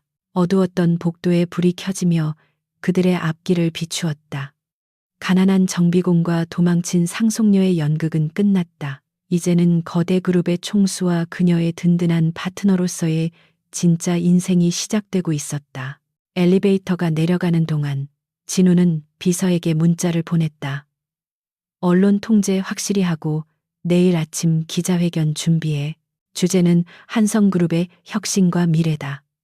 그는 핸드폰을 주머니에 넣으며 서윤을 바라보았다. 그녀는 거울을 보며 흐트러진 머리를 정리하고 있었다. 이제 그녀의 눈에서는 두려움 대신 자신감이, 나약함 대신 강인함이 엿보였다. 진우는 확신했다. 그녀와 함께라면 어떤 폭풍우가 몰아쳐도 이겨낼 수 있을 것이라고. 1층 로비에 도착하자 수많은 기자들이 플래시를 터뜨리며 몰려들었지만 진우는 보란듯이 서윤의 어깨를 감싸 안으며 당당하게 정문을 향해 걸어나갔다. 그들의 등 뒤로 무너진 구시대의 잔재들이 남겨졌고 그들 앞에는 찬란한 새로운 시대가 열리고 있었다. 한 달 후 대한민국 전체의 이목이 집중된 한성그룹 및 태진건설 경영비리 사건의 1심 선고 공판이 열리는 서울중앙지방법원 앞은 그야말로 인산인해를 이루고 있었다. 이른 새벽부터 진을 친 수백 명의 취재진과 재벌의 부패를 규탄하는 시민단체, 그리고 한성그룹의 정상화를 염원하는 소액 주주들이 뒤엉켜 법원 정문은 발 디딜 틈조차 없었다. 하늘은 잔뜩 찌푸려 금방이라도 비를 쏟아낼 듯 무거웠지만 현장의 열기는 그 습한 공기마저 증발시킬 정도로 뜨거웠다. 검은색 벤에서 내린 한서윤은 쏟아지는 플래시 세례 앞에서도 눈 하나 깜빡이지 않는 담대함을 보였고 그녀의 옆에는 강진우가 그림자처럼 호위하며 묵묵히 법정으로 향하는 계단을 올랐다. 서윤은 더 이상 도망치는 신부가 아니었다. 그녀는 오늘 썩어빠진 자신의 가문과 그 기생충들을 단죄하기 위해 심판대에 오르는 정의의 집행자로서 이 자리에 섰다. 법정 내부는 숨막히는 긴장감으로 가득 차 있었고 피고인석에 앉아있는 한영식 회장과 최민석 대표의 모습은 초라하기 그지없었다. 한때 대한민국 재계를 호령하던 그들의 위엄은 온데간데 없고 헐렁한 수의를 입은 채 못한 눈으로 재판부를 올려다보는 늙고 지친 죄수들만이 있을 뿐이었다. 하지만 최민석의 눈빛만은 여전히 도끼로 번들거리고 있었는데 그는 국내 최대 로펌의 호화 변호인단을 고용하여 어떻게든 법망을 빠져나갈 구멍을 찾으려 혈안이 되어 있었다. 최민석은 방청석에 앉은 서윤과 눈이 마주치자 입꼬리를 비틀며 비열한 웃음을 흘렸는데 그것은 아직 끝나지 않았다는 무언의 협박이자 마지막 발악이었다.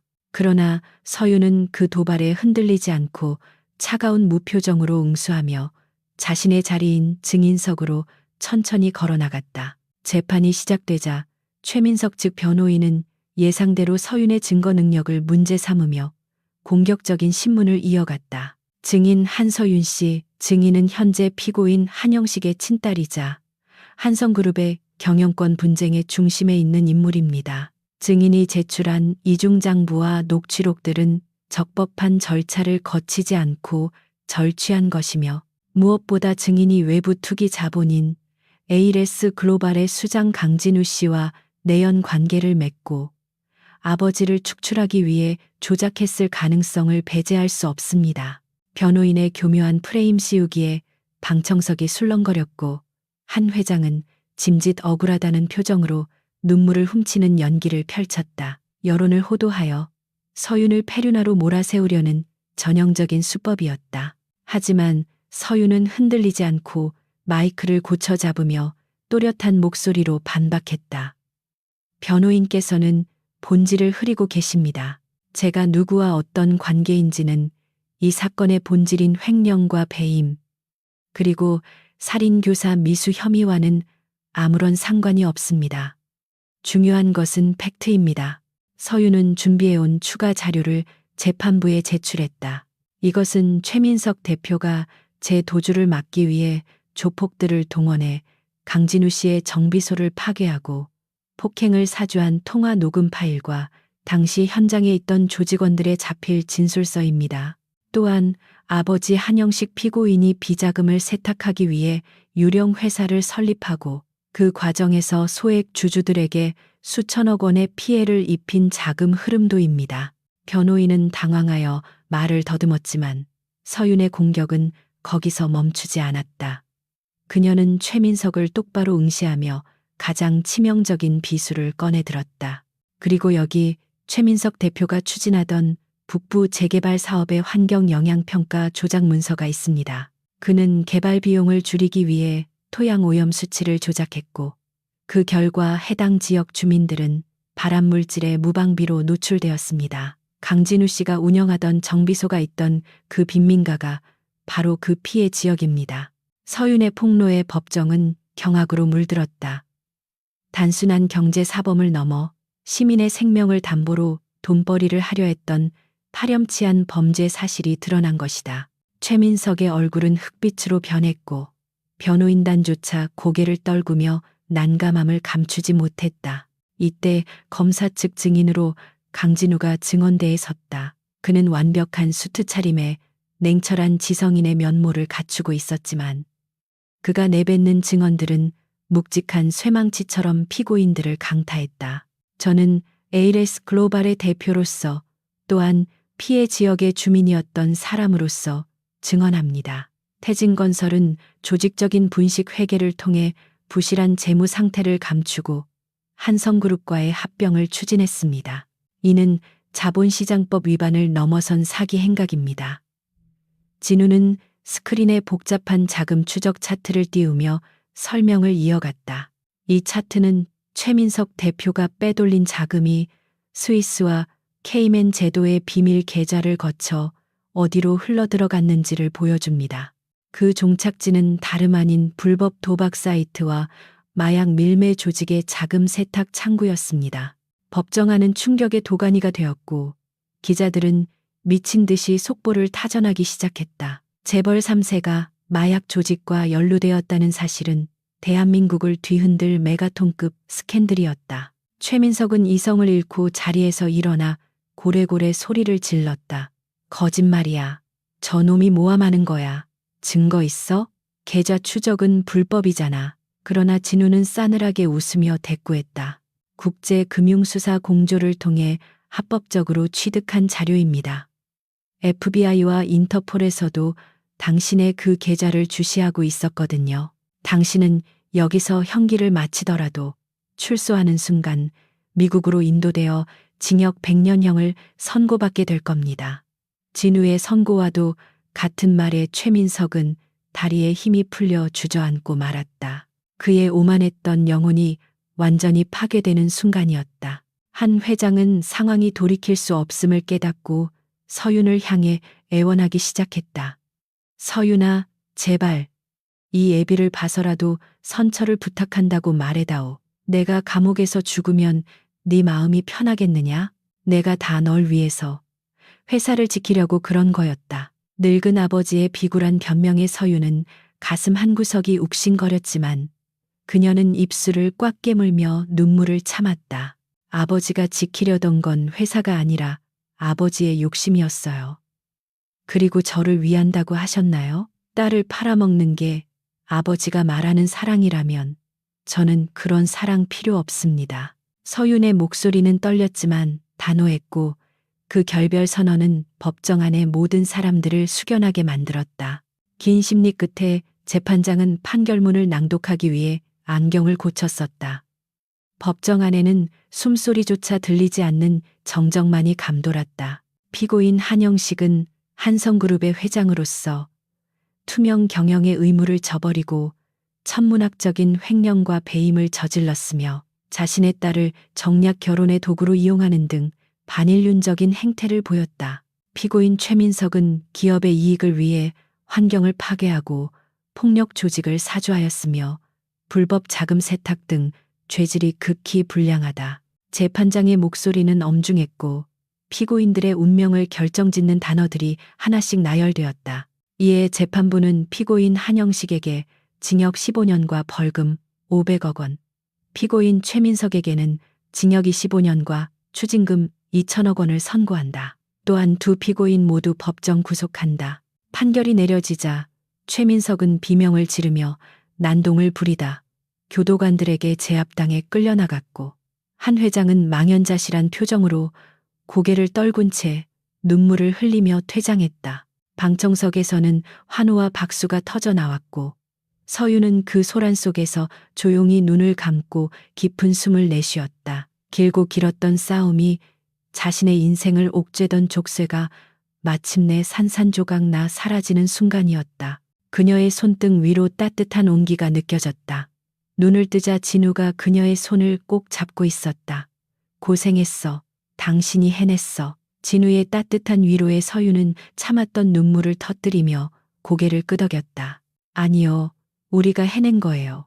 법정을 나서자 밖은 이미 어둠이 내려앉아 있었지만 비구름이 걷히고 맑은 밤하늘의 별들이 반짝이고 있었다. 수많은 카메라가 두 사람을 향해 몰려들었지만 경호원들이 길을 터주었다. 진우는 서윤의 어깨를 감싸 안으며 기자들의 질문을 뒤로하고 준비된 차에 올랐다. 차 안의 공기는 안락했고 도시의 불빛은 아름답게 흘러갔다. 서윤은 창밖을 바라보며 말했다. 이제 정말 끝난 걸까요? 내일 아침이면 또 다른 싸움이 시작되겠죠. 주가 방어라든지 이미지 쇄신이라든지. 그녀의 목소리에는 막연한 불안감이 남아 있었지만 이전과 같은 두려움은 아니었다. 그것은 책임감 있는 리더로서의 건전한 고민이었다. 진우는 미소를 지으며 그녀를 바라보았다. 물론이지. 세상은 그렇게 쉽게 평화로워지지 않아. 여전히 우리를 노리는 하이에나들은 많고 당신을 시기하는 사람들도 있겠지. 하지만 걱정 마. 내가 있잖아. 그는 서윤의 손을 자신의 가슴에 가져다 대며 말했다. 당신이 빛이라면 나는 그 빛을 지키는 가장 짙은 어둠이 되어줄게. 아레스가 전쟁의 신이라는 거 잊지 않았지? 내 전쟁은 당신을 지키는 거야. 그의 낯간지러운 고백에 서윤은 피식 웃음을 터뜨렸다. 어머, 그 냉철한 투자자가 언제부터 이렇게 로맨티시스트가 되셨나 몰라요. 정비소에서 기름 밥 먹을 때가 더 과묵하고 좋았던 것 같은데. 두 사람은 서로를 마주보며 웃었다. 그 웃음 속에는 지난 시간, 함께 겪은 고통과 시련, 그리고 그것을 극복해낸 자들만이 공유할 수 있는 깊은 신뢰와 사랑이 담겨 있었다. 차는 한강변을 따라 달렸고 진우는 잠시 운전기사에게 지시하여 차를 멈췄다. 두 사람은 차에서 내려 시원한 강바람을 맞았다. 멀리 보이는 한성그룹 본사에 불 켜진 빌딩이 밤하늘을 찌를 듯 솟아 있었다. 저기 맨 꼭대기층, 이제 당신의 자리야. 저 무거운 왕관을 쓰고도 버틸 수 있겠어? 진우가 농담처럼 물었다. 서유는 빌딩을 올려다보며 결연한 표정으로 대답했다. 네, 버틸 거예요. 당신이 옆에 있다면 그 어떤 무게도 견딜 수 있어요. 그때 진우의 전화기가 진동했다. 그는 화면을 확인하고 짧게 미간을 찌푸렸다. 미국 본사에서 연락이 왔군. 최민석의 해외 자금 세탁과 연루된 거대 카르텔이 움직이기 시작했다는 정보야. 아무래도 꼬리를 자르고 도망치려는 것 같은데. 진우의 목소리는 다시 냉철한 사냥꾼의 톤으로 돌아와 있었다. 서유는 놀라기보다는 흥미롭다는 듯 눈을 반짝였다. 그래요? 그럼 우리가 그 꼬리까지 확실하게 밟아줘야겠네요. 한성그룹의 글로벌 네트워크를 활용하면 추적이 가능할지도 몰라요. 그녀는 이제 보호받는 여인이 아니라 진우와 함께 전략을 논의하는 파트너였다. 진우는 그런 서윤이 자랑스러워 견딜 수 없었다. 그는 전화를 끊고 서윤의 허리를 감싸 안았다. 일단 오늘은 승리를 즐기자고. 내일의 전쟁은 내일의 태양이 뜬 뒤에 생각해도 늦지 않아. 배고프지 않아? 당신이 좋아하던 그 포장마차 우동 아직 문 열었을 텐데. 서유는 환하게 웃으며 고개를 끄덕였다. 좋아요. 재벌 회장님과 우동이라니. 이것도 나쁘지 않은 조합이네요. 두 사람은 다시 차에 올랐고 리무진은 화려한 빌딩 숲을 뒤로하고 소박한 행복이 있는 곳으로 향했다. 거대한 악은 무너졌고 정의는 실현되었지만 그들의 이야기는 여기서 끝이 아니었다. 이것은 두 사람이 함께 써 내려갈 새로운 전설의 첫 페이지에 불과했다. 밤하늘의 별들이 유난히 밝게 빛나고 있었다. 마치 그들의 앞날을 축복하듯이. 하지만 어둠 속 어딘가에서는 여전히 또 다른 위협이 꿈틀대고 있을지도 모른다. 그러나 이제 그들은 두렵지 않았다. 서로가 서로의 가장 강력한 무기이자 방패였기에.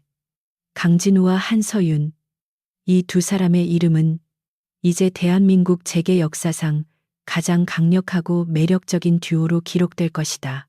계절이 4번 바뀌고 다시 늦가을의 차가운 바람이 서울 도심의 빌딩 숲을 스치고 지나갈 무렵 한성그룹 본사 30층 대표이사 집무실의 풍경은 1년 전과는 완전히 달라져 있었다. 과거 권위적이고 폐쇄적이었던 인테리어는 모두 거치고 투명한 유리벽과 모던한 가구들로 채워져 소통과 혁신을 상징하는 공간으로 탈바꿈해 있었다.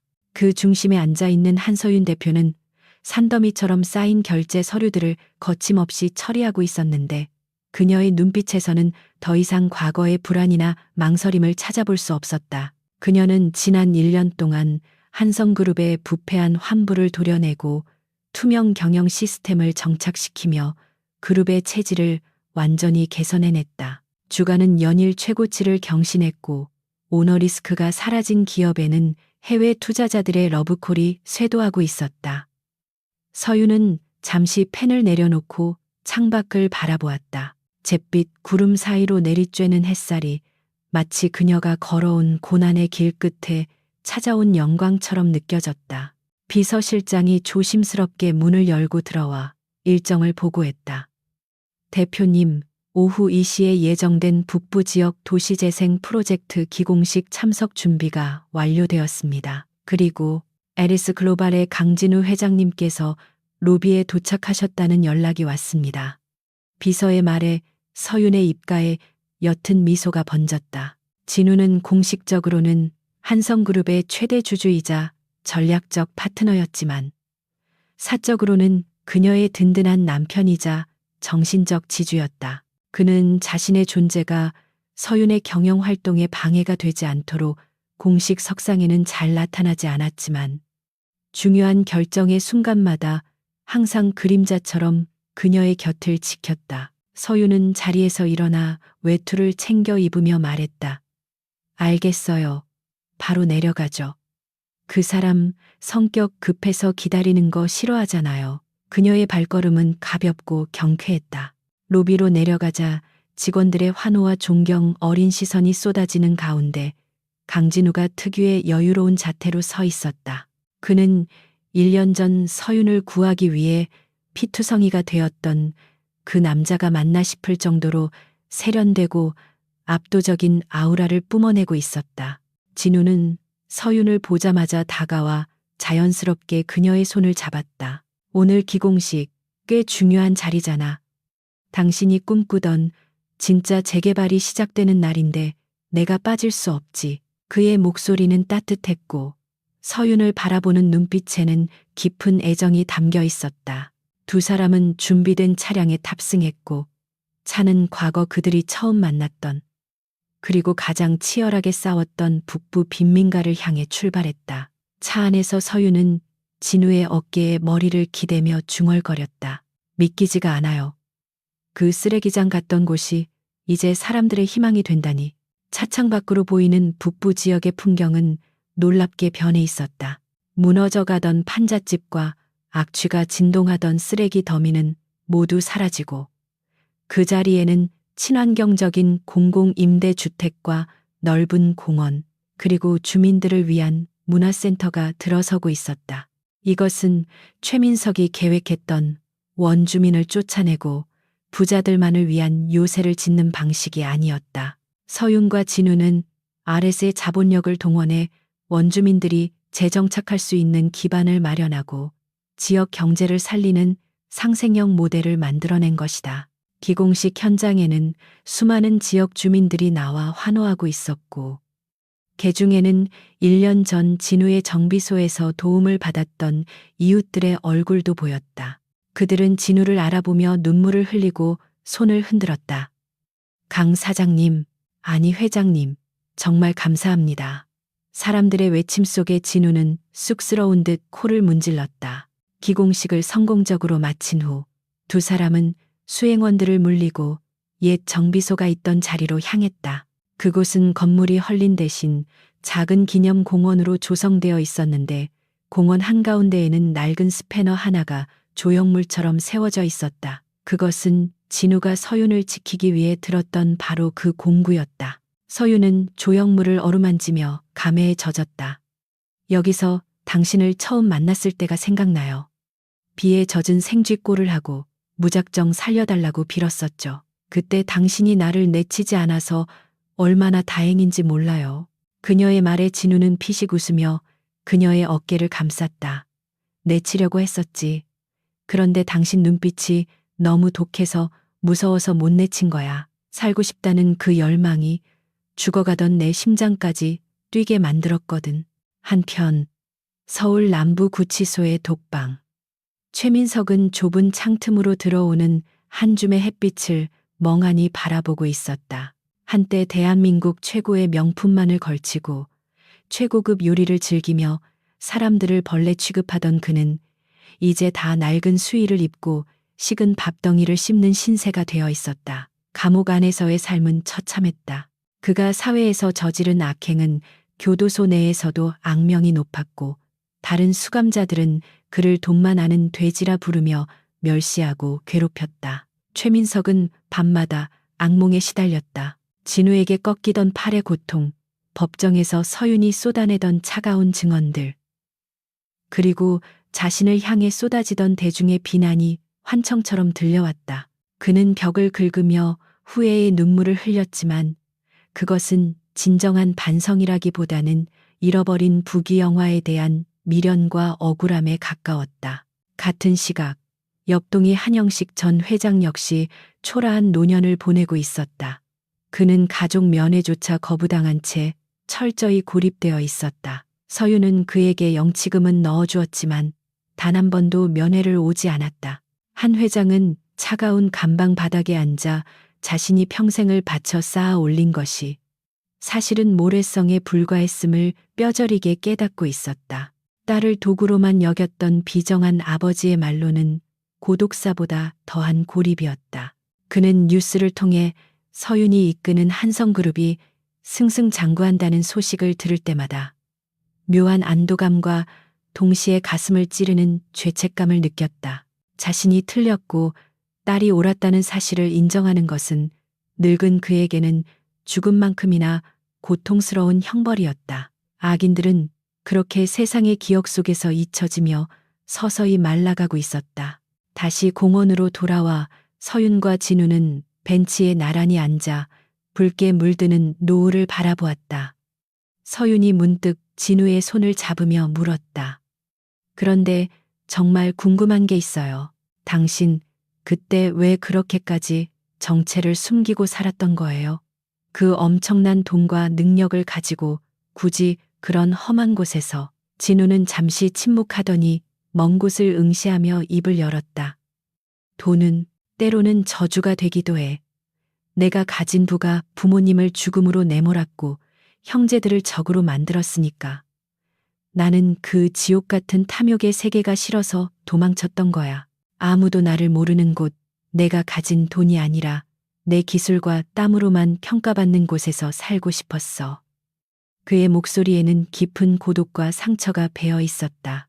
하지만 당신을 만나고 깨달았지. 힘을 숨기는 것만이 능사가 아니라고. 소중한 것을 지키기 위해서는 그 힘을 올바르게 써야 한다는 것을. 진우는 서윤을 바라보며 부드럽게 미소 지었다. 당신이 나를 다시 세상 밖으로 끌어내 주었어. 당신 덕분에 나는 내 과거와 화해할 수 있었고 내 힘을 가치 있는 곳에 쓰는 법을 배웠어. 그러니까 당신은 나를 구원한 게 맞아. 진우의 진심 어린 고백에 서윤은 눈시울이 붉어졌다. 두 사람은 서로가 서로에게 구원자이자 삶의 이유가 되었음을 다시 한번 확인했다. 서유는 진우의 품에 얼굴을 묻으며 속삭였다. 나도 약속할게요. 당신이 짊어진 그 무게, 이제는 내가 함께 짊어질게요. 우리는 부부니까, 그리고 최고의 파트너니까. 해가 완전히 저물고 도시의 가로등이 하나둘 켜지기 시작할 때, 진우는 주머니에서 작은 벨벳 상자를 꺼냈다. 화려한 다이아몬드 반지는 아니었다. 투박하지만 정교하게 깎인 백금으로 된 심플한 반지 2개였다. 그때 급하게 결혼하느라 제대로 된 프러포즈도 못했잖아. 이건 내가 직접 깎아서 만든 거야. 세상에 단 하나뿐인 반지지. 진우는 서윤의 왼손 약지에 반지를 끼워 주었다. 차가운 금속의 감촉이 따뜻한 체온과 만나 묘한 안정감을 주었다. 서윤은 반지를 내려다보며 행복한 웃음을 터뜨렸다. 수천만 원짜리 보석보다 훨씬 값지네요. 역시 최고의 정비공 강진우 씨 솜씨답고요. 두 사람은 자리에서 일어나 손을 잡고 공원을 걸어 나왔다. 그들의 뒤로 길게 늘어선 그림자는 하나로 합쳐져 흔들림 없이 나아가고 있었다. 서윤이 장난스럽게 물었다. 그런데 우리 남편, 이제 세계적인 거부라는 거 다 알려졌는데 혹시 또 다른 숨겨둔 비밀은 없나요? 뭐 알고 보니 슈퍼히어로라던가. 진우는 킬킬거리며 대답했다. 글쎄, 밤마다 도시를 지키는 다크 히어로일지도 모르지. 하지만 내 가장 중요한 임무는 한서윤 지키기니까 안심해. 두 사람의 웃음소리가 밤하늘로 흩어졌다. 그들은 주차된 차에 오르기 전 잠시 멈춰서서 서울의 야경을 내려다보았다. 화려한 네온사인과 쉴 새 없이 움직이는 차량의 불빛들이 거대한 강물처럼 흐르고 있었다. 이제 저 도시의 중심에 그들이 서 있었다. 더 이상 도망칠 곳도 숨을 곳도 필요하지 않았다. 그들은 정면으로 세상과 마주하며 자신들만의 방식으로 정의를 실현하고 사랑을 지켜나갈 것이다. 서유는 진우의 손을 더욱 꽉 잡으며 다짐했다. 과거의 상처는 흉터로 남겠지만 그 흉터는 그들이 얼마나 치열하게 살아남았는지를 증명하는 훈장이 될 것이다. 가자, 집으로. 진우의 말에 서유는 고개를 끄덕였다. 네, 우리 집으로요. 두 사람을 태운 차는 어둠을 뚫고 빛나는 미래를 향해 힘차게 질주했다. 운명처럼 시작된 계약 결혼은 가장 완벽한 사랑의 결말을 맺었고 도망쳤던 신부는 이제 여왕이 되어 자신의 왕국을 다스리게 되었다. 그리고 그 곁에는 언제나 그녀만을 위한 가장 강력한 기사가 함께할 것이다. 이야기는 여기서 끝이 아니다. 그들이 만들어갈 세상은 이제 막 첫 페이지를 넘겼을 뿐이다. 하지만 우리는 안다. 그 어떤 시련이 닥쳐와도 두 사람은 맞잡은 손을 절대 놓지 않을 것임을. 빗속의 정비소에서 시작된 그들의 기적 같은 사랑은 영원히 계속될 것이다.